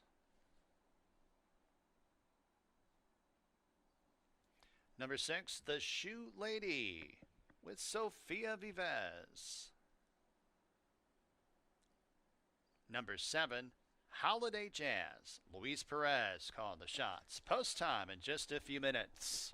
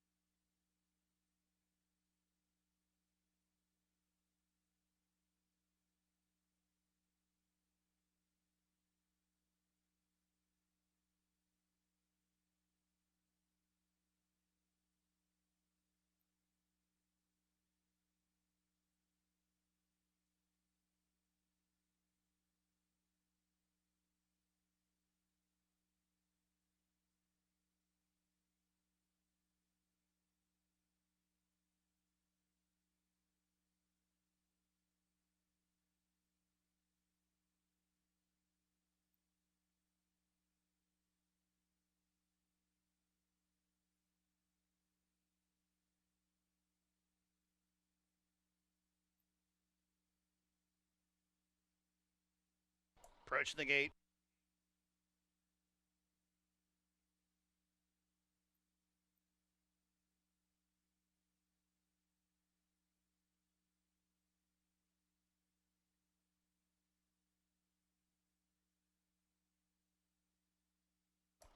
Fillies and Mares have arrived at the gate for race 7.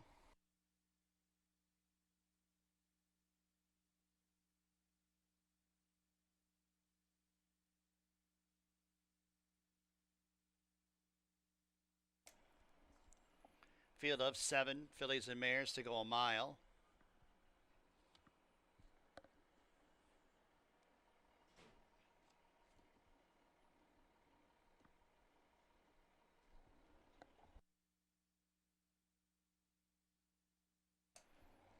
Kaz Music, the Shoe Lady, Holiday Jazz.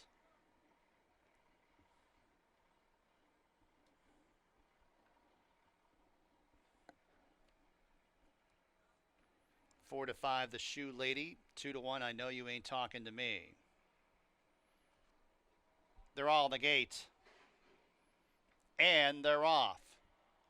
Good start. The Shoe Lady sent to the offensive by Vivez, but I Know You Ain't Talking to Me has the rail. And these two, the favorites, are first and second as they lean into that first turn. Saratoga Kisses races in third and about 6 lengths off the lead. And then it's Pure Elegance as its Trade Secret is in between horses. Kaz Music is 3 wide around that first turn and second last, and 3 lengths to Holiday Jazz in the 7th and trailing position. I Know You Ain't Talking to Me won the early battle for the top spot, has a lead by a half length, first quarter 24 4/5. The Shoe Lady outside in second. They're clear by 6 lengths. Over Trade Secret in the yellow cap. In third is in between horses. Saratoga Kisses 3 wide. Pure Elegance in some tight quarters at the fence in 5th. 3 more lengths back to Kaz Music, who's about 3.5 in front of Holiday Jazz, who's at the back of the pack. 3 furlongs from the winning line. I Know You Ain't Talking to Me and the Shoe Lady. They've been in match race mode since the gates were unlatched, and they're still clear by 6. Saratoga Kisses races in third. Kaz Music picks up a spot in 4th, soon up into a joint third, but 8 lengths off the lead, and the Shoe Lady is taken over at the top of the stretch. The Shoe Lady off the turn has the lead by 6. I Know You Ain't Talking to Me cannot keep up in second. Kaz Music's outside third. Saratoga Kisses a distant 4th. As they run to the 16th, Paul, it's all the Shoe Lady. The Shoe Lady dominant today. The Shoe Lady's going to win this race by double digits.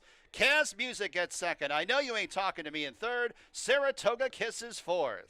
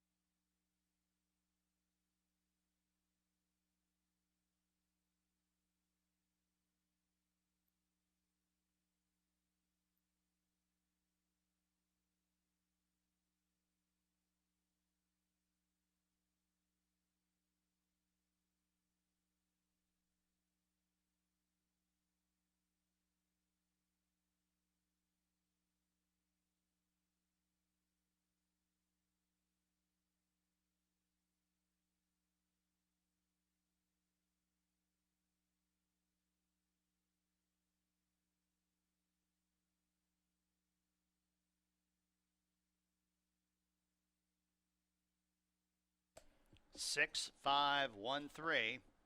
The Shoe Lady first.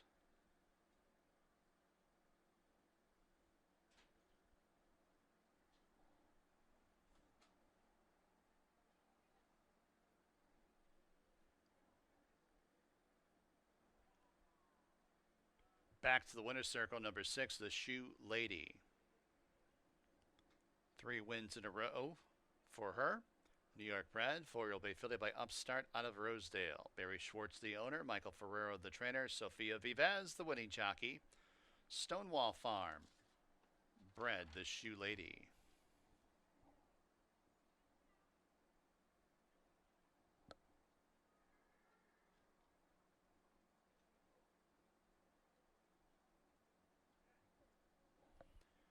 The Shoe Lady pays $3.20 to win.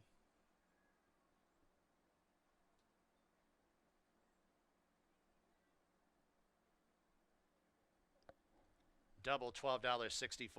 Exacta $20.86. Trifecta $13.55. Dime Super $10.97. Eighth race at Finger Lakes. There are no changes. Exacta, trifecta, superfecta, daily double wagering. It's named the 13th annual Monroe County Public Defenders Race. Post time for race 8 in 18 minutes at 3:50 p.m.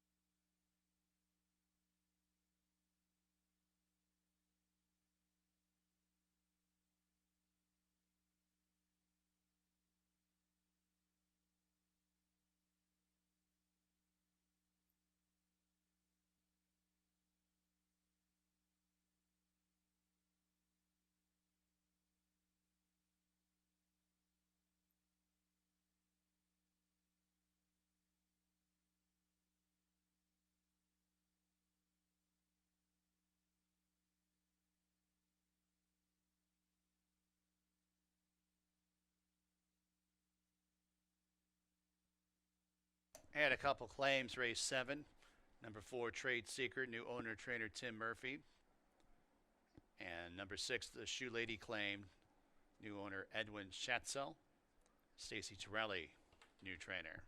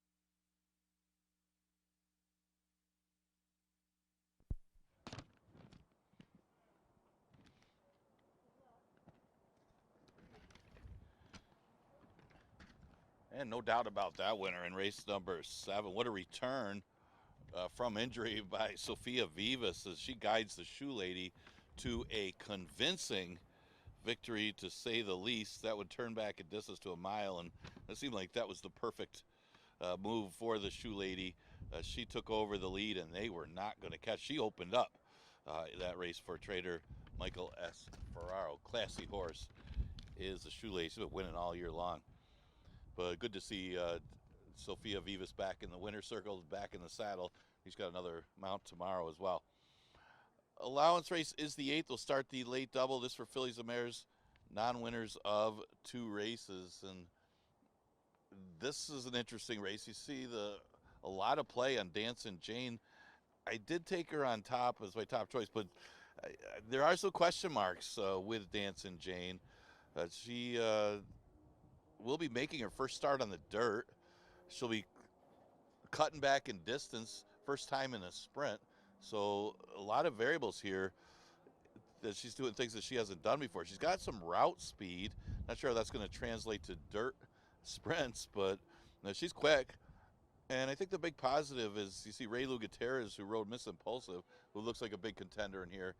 He shows up on Dancin' Jane. This source might give Ferraro the double here. But again, there's a lot of variables when you're talking about a horse that's never competed on the dirt, never competed in a sprint. But she does seem to have a class edge on these 2 lifetime allowance horses that she'll face here. She's at odds of even money. The 9 is Signifying Nothing. She's a big price right now at 13-1. Might sit a nice outside stocky trip. There does seem to be some early pace in here, mainly Bald Kitten. Bald Kitten has that one way of going right to the front end. It does look like there's a chance that she's going to have some company, especially from the 5 queens over 3s.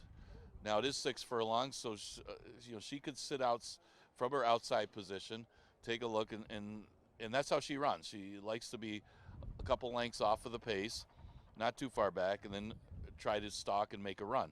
And she's been against some good company. Her last race wasn't as good, but she also ran against a tough field, and the pace didn't come back to her at all in the slop. Maybe she didn't like the off-going that day, too. So, but it's drying out there. Signifying Nothing's another one to consider in this race. Now, you got other horses like Bald Kitten, as mentioned. She's the speed of the speed. She's the inside speed, anyway. She's going to try to stretch her speed a little further today, 6 furlongs. But she hasn't been able to seal the deal 5.5. Maybe the 3/4 could be the key. Her only win came at 6 furlongs. But, she's running second to some good horses. She did lose at the wire to Signifying Nothing, going 5.5. Followed up with a couple more seconds, but to a couple horses that were sharp, Eddie Marie and Happy Smile. See if she, and they went 105 last time for the 5.5 furlongs on that sloppy racetrack. A lot of her races are on and off track, and I don't know if that's a positive or negative considering she's got some good off-track breeding. But always dangerous is Bald Kitten, and hard to not at least consider her, especially if she can get the jump on queens over 3s and get the lead in here. Mention Miss Impulsive. She was a heavy favorite when she first came in here. Looked like she was going to be an easy winner. I mean, she had everything her own way, went 47 and changed to the half, and still got caught in the wire by Happy Smile. Well, it turns out Happy Smile was just, at the time, the better horse. I mean, that one came back to win her next start, making the race for Miss Impulsive look better. Of course, she came back to win with a little bit different tactics. She chased down the speed her last race of 5.5. So she'll go a little further today, 6 furlongs. And she's got speed, too, if she decides to use it from the rail. Interesting to see what the tactics will be for Miss Impulsive today. She's at odds of 8-1. Obviously, she's got some talent. She hasn't run badly here. Like I said, she might have just got beat by a better horse, even though she had that tactical edge the race before.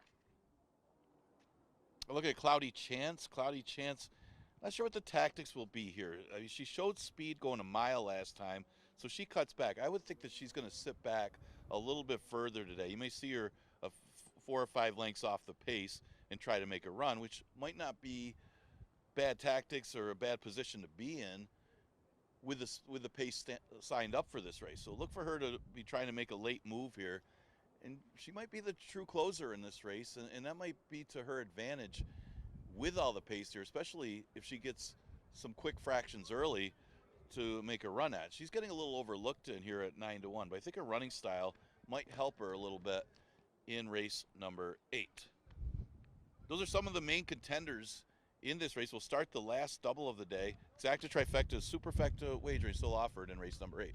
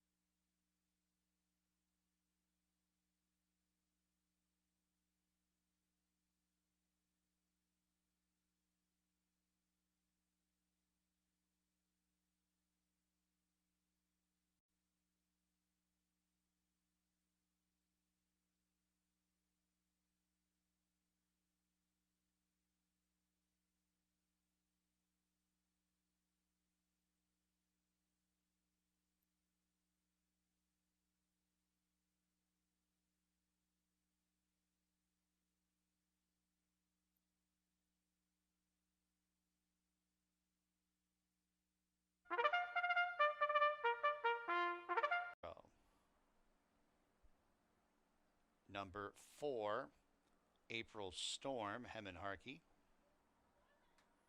Number 5, Queens Over Threes, Tammy Alpander aboard. Number 6, Cloudy Chance, J.M. Rohina. Number 7 is World Bank, Jeremias Flores. Number 8, Blue Eyed Scout, Michael De Villa Jr. And number 9, Signifying Nothing, Andre Worry, the jockey. Post time in just a few minutes.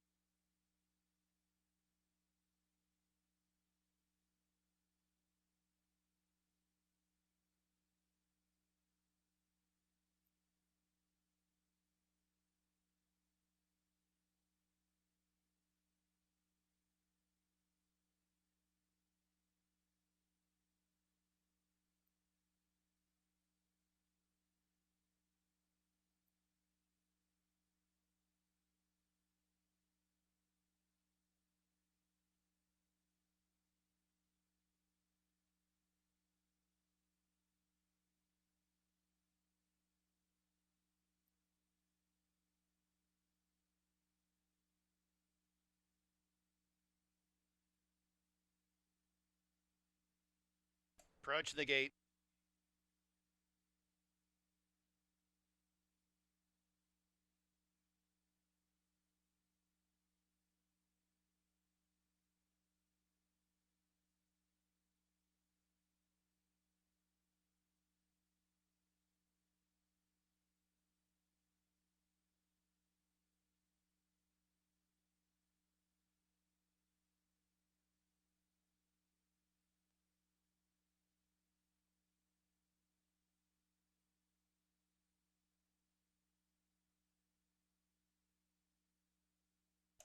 Fillies and Mares have made their way to the gate for the 8th race from Finger Lakes.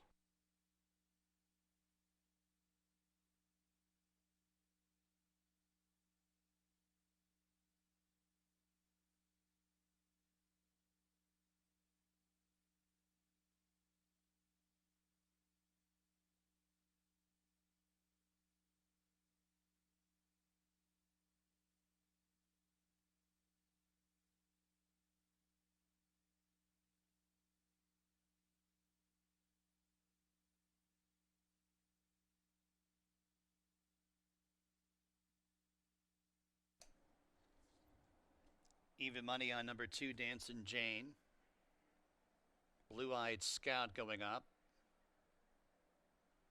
And Signifying Nothing to the outside.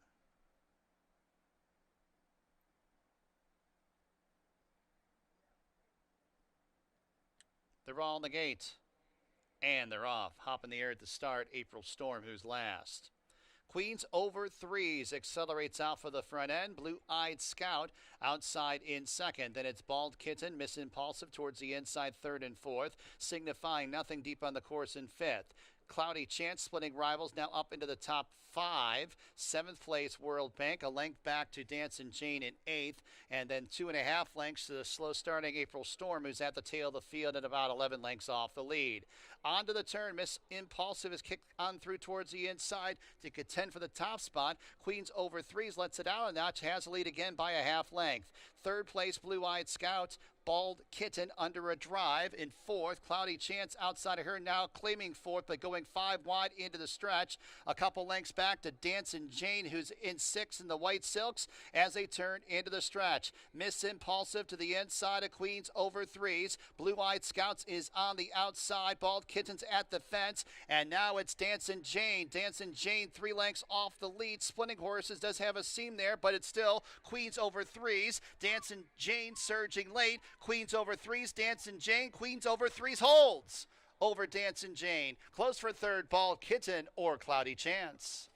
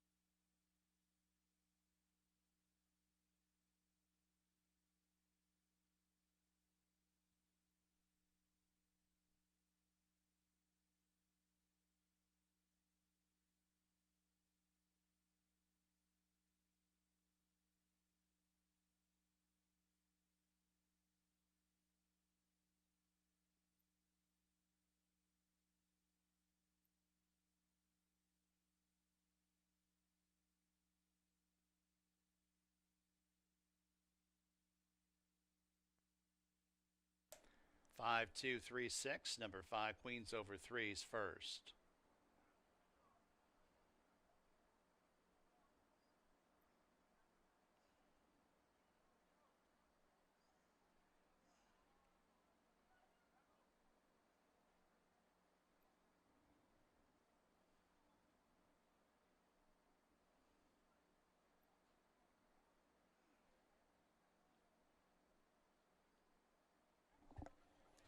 to the winner's circle. Number 5, Queens Over Threes, New York bred, 5-year-old chestnut mare by Bustin' Stones out of E Queen.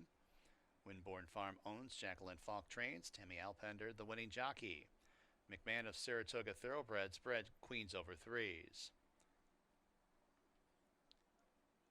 8th race, our featured group with their 13th annual Monroe County Public Defenders Race. Kevin Brock, the event organizer. Good to have the Monroe County Public Defenders out here at Finger Lakes on this Tuesday afternoon. An upset in race 8 with Queens Over Threes at 11 to 1.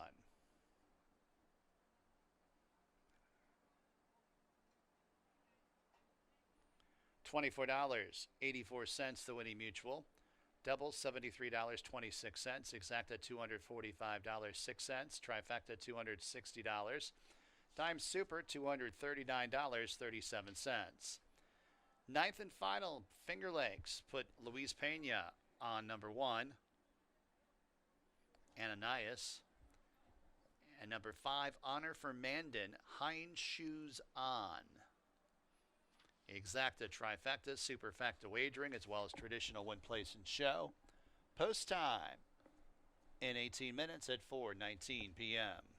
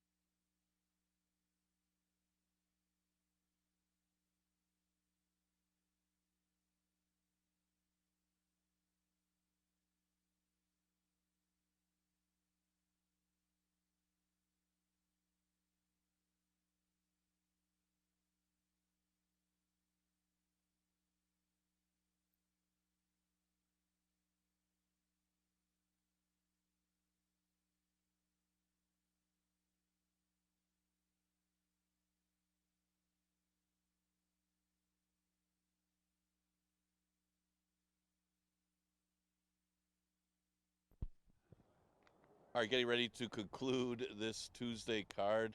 Man, there was our upset right there. Congratulations to the connections of Queens over threes. Tammy Appleter getting her first win of the year, only her fourth mount of the year. She gets the victory for Jacqueline Falk. Jacqueline Falk, by the way, has the lukewarm favorite for the stakes race on Monday. She'll have that Savage Stay horse that, keep in mind, Jacqueline Falk won that Tin Cup Chalice Stakes last year with Cast a Coin. But she wins today with a long shot. Queens over threes, able to hold off a fast closing Dancing Jane to get that win. And Tammy Alpeder, still a good win percentage when one of her four mounts. All right, last race, a 5,000 maiden claimer going a distance of 6 furlongs.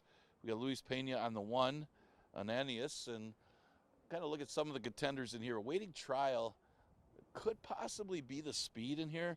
He's in good form as it is. He dropped to 5 last time and ran second behind Real Aleve. Real Aleve was a horse that was pretty good in the condition. I think Real Aleve went up in class, then came back down in class to 5,000 to win that race, but waiting trial didn't back up that much and was well clear of the third place horse in that race. So that just a repeat of the last effort might be good enough. And again, there's not a lot of speed in here that he might be the one that's on the front.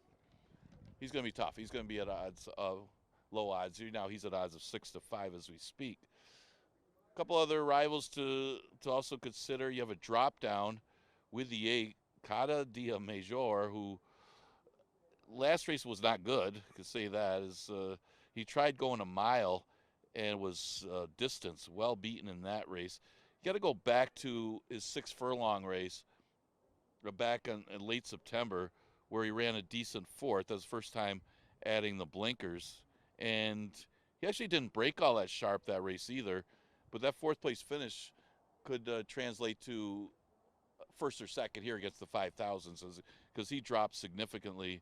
Well, he just drops to the bottom here, but much easier spot. And he cuts back in distance to the 6 furlong. So should be considered in this race. Palmisio's the outside horse. He also cuts back in distance. He's cutting back out of 1:70. It seems like he might be a little bit better going long. He doesn't have much for early speed. That's the problem with Palmisio. He's in a race that just doesn't have a lot of early speed. So that's what he's up against here. Andre Worry opts to go here instead of the drop down to ride for Engelhart. But he's not that badly beaten in any of his sprint or route races. Again, I think route might be more his thing, although he's still a maiden, so they'll have to back up to him. It's just his lack of early speed in a race without speed might be the downfall. But you look at the rest of them, he's still got to be a top 3 threat in this last race. The other one for a price I thought could be considered, actually is not much of a price. It's actually the other one getting bet that's not in double digits. That's the 6 Chicago Charlie. Now, he's got some inconsistent form, but he's got a couple of good races on his past performances that puts him right there. When he ran in the slop going 6 furlongs back on October 7th, he ran okay. I mean, he wasn't really a threat to the winner, but he ended up getting his number put up to second because of an infraction. And then his last race was 1:70. Maybe he wanted nothing to do with the distance. So the cutback in distance might be more of an advantage for Chicago Charlie and should put him in the mix. He's at 5-1. There's some of the contenders for the last race. We are going to do it all again tomorrow for the Wednesday card. Again, 12:20 first post for tomorrow.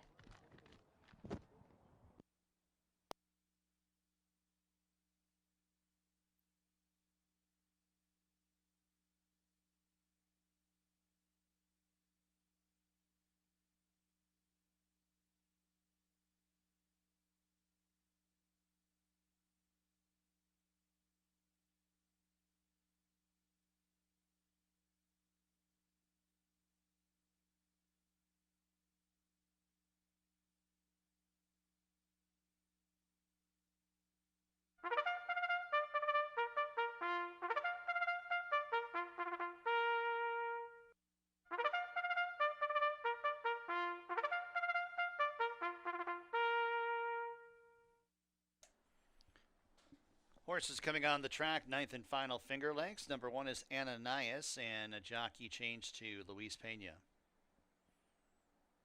Number 2, 10-run rule, Emmanuel de Diego. Number 3, awaiting trial, Kevin Navarro. Number 4 is Roll of the Soul, and Hemon Harkey. Number 5, Honor for Mandan, Carlos Camilo. Number 6, Chicago Charlie, and Michael Davila Jr. Number 7, New York Doctor, John Barrios. Number 8, Cata Dia Mejor, Oscar Gomez, the riding assignment. And number 9 is Palmisio. Andre Worry got a leg up. Post time in just a few minutes.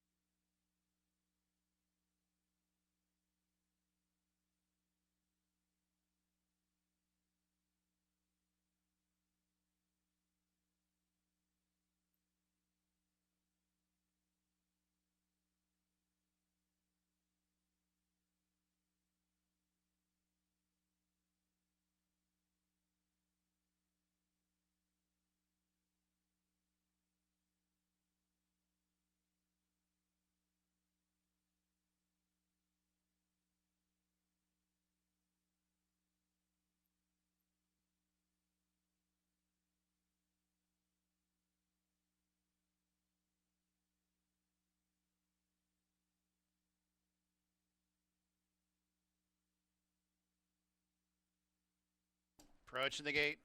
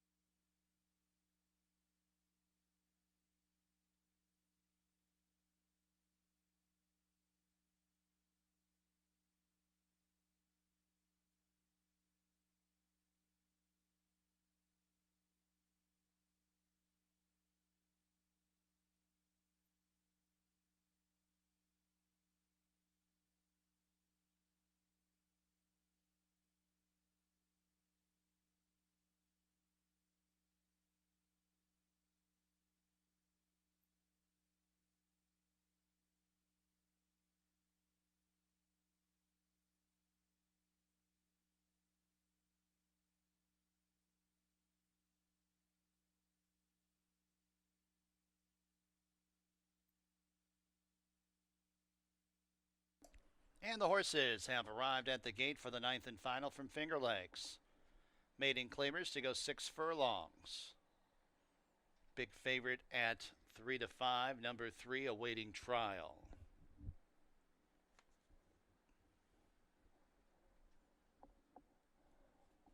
Awaiting trial going up.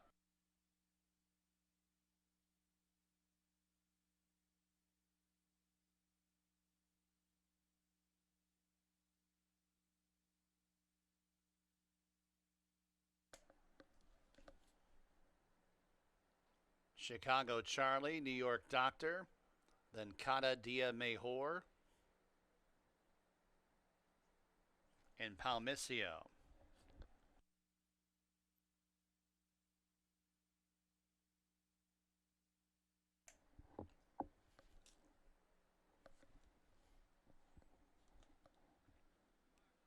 New York Doctor into line, Cada Dia Mejor. Palmisio to the outside.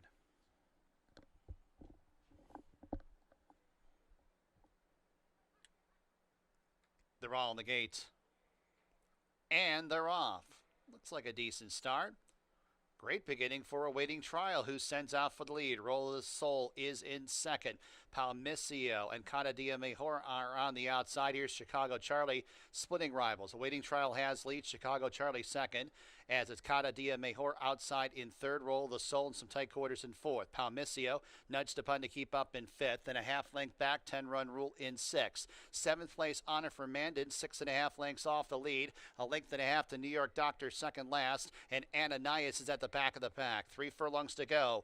Awaiting trial. The big favorite at 2 to 5 has a lead by a half. Cada Dia Mejor challenging outside second. Chicago Charlie losing position to this point in time in third. Roll the Soul towards the inside in fourth.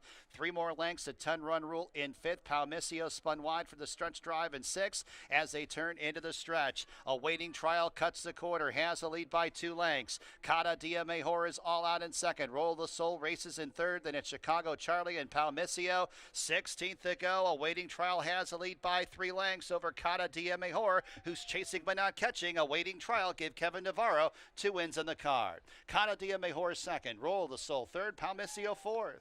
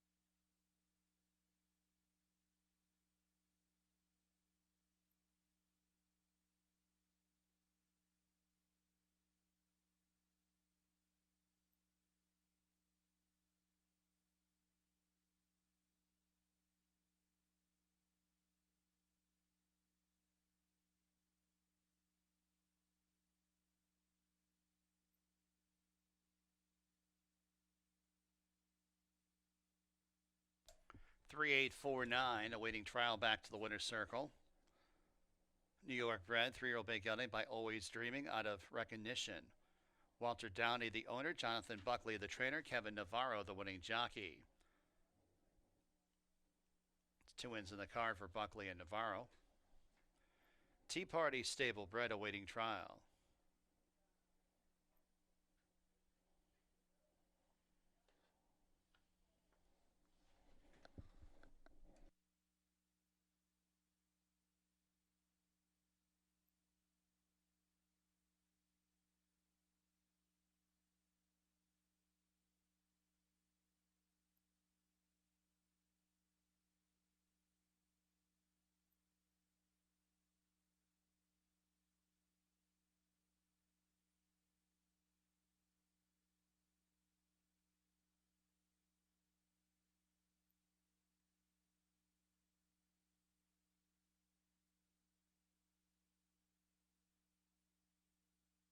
$2.92, the winning mutual. Double $66.12. Exacta $14.98. Trifecta $117.36. Super $70.70. Pick 3 $29.32. Pick 4 $90.35. Pick 5 $1,531.49. Ninth race, last live race here at Finger Lakes for Tuesday. Next live racing date tomorrow, Wednesday. First post at 12:20 p.m. From high atop the roof here at Finger Lakes Gaming and Racetrack, this is your track announcer, Bill Downs, signing off. Have a tremendous evening.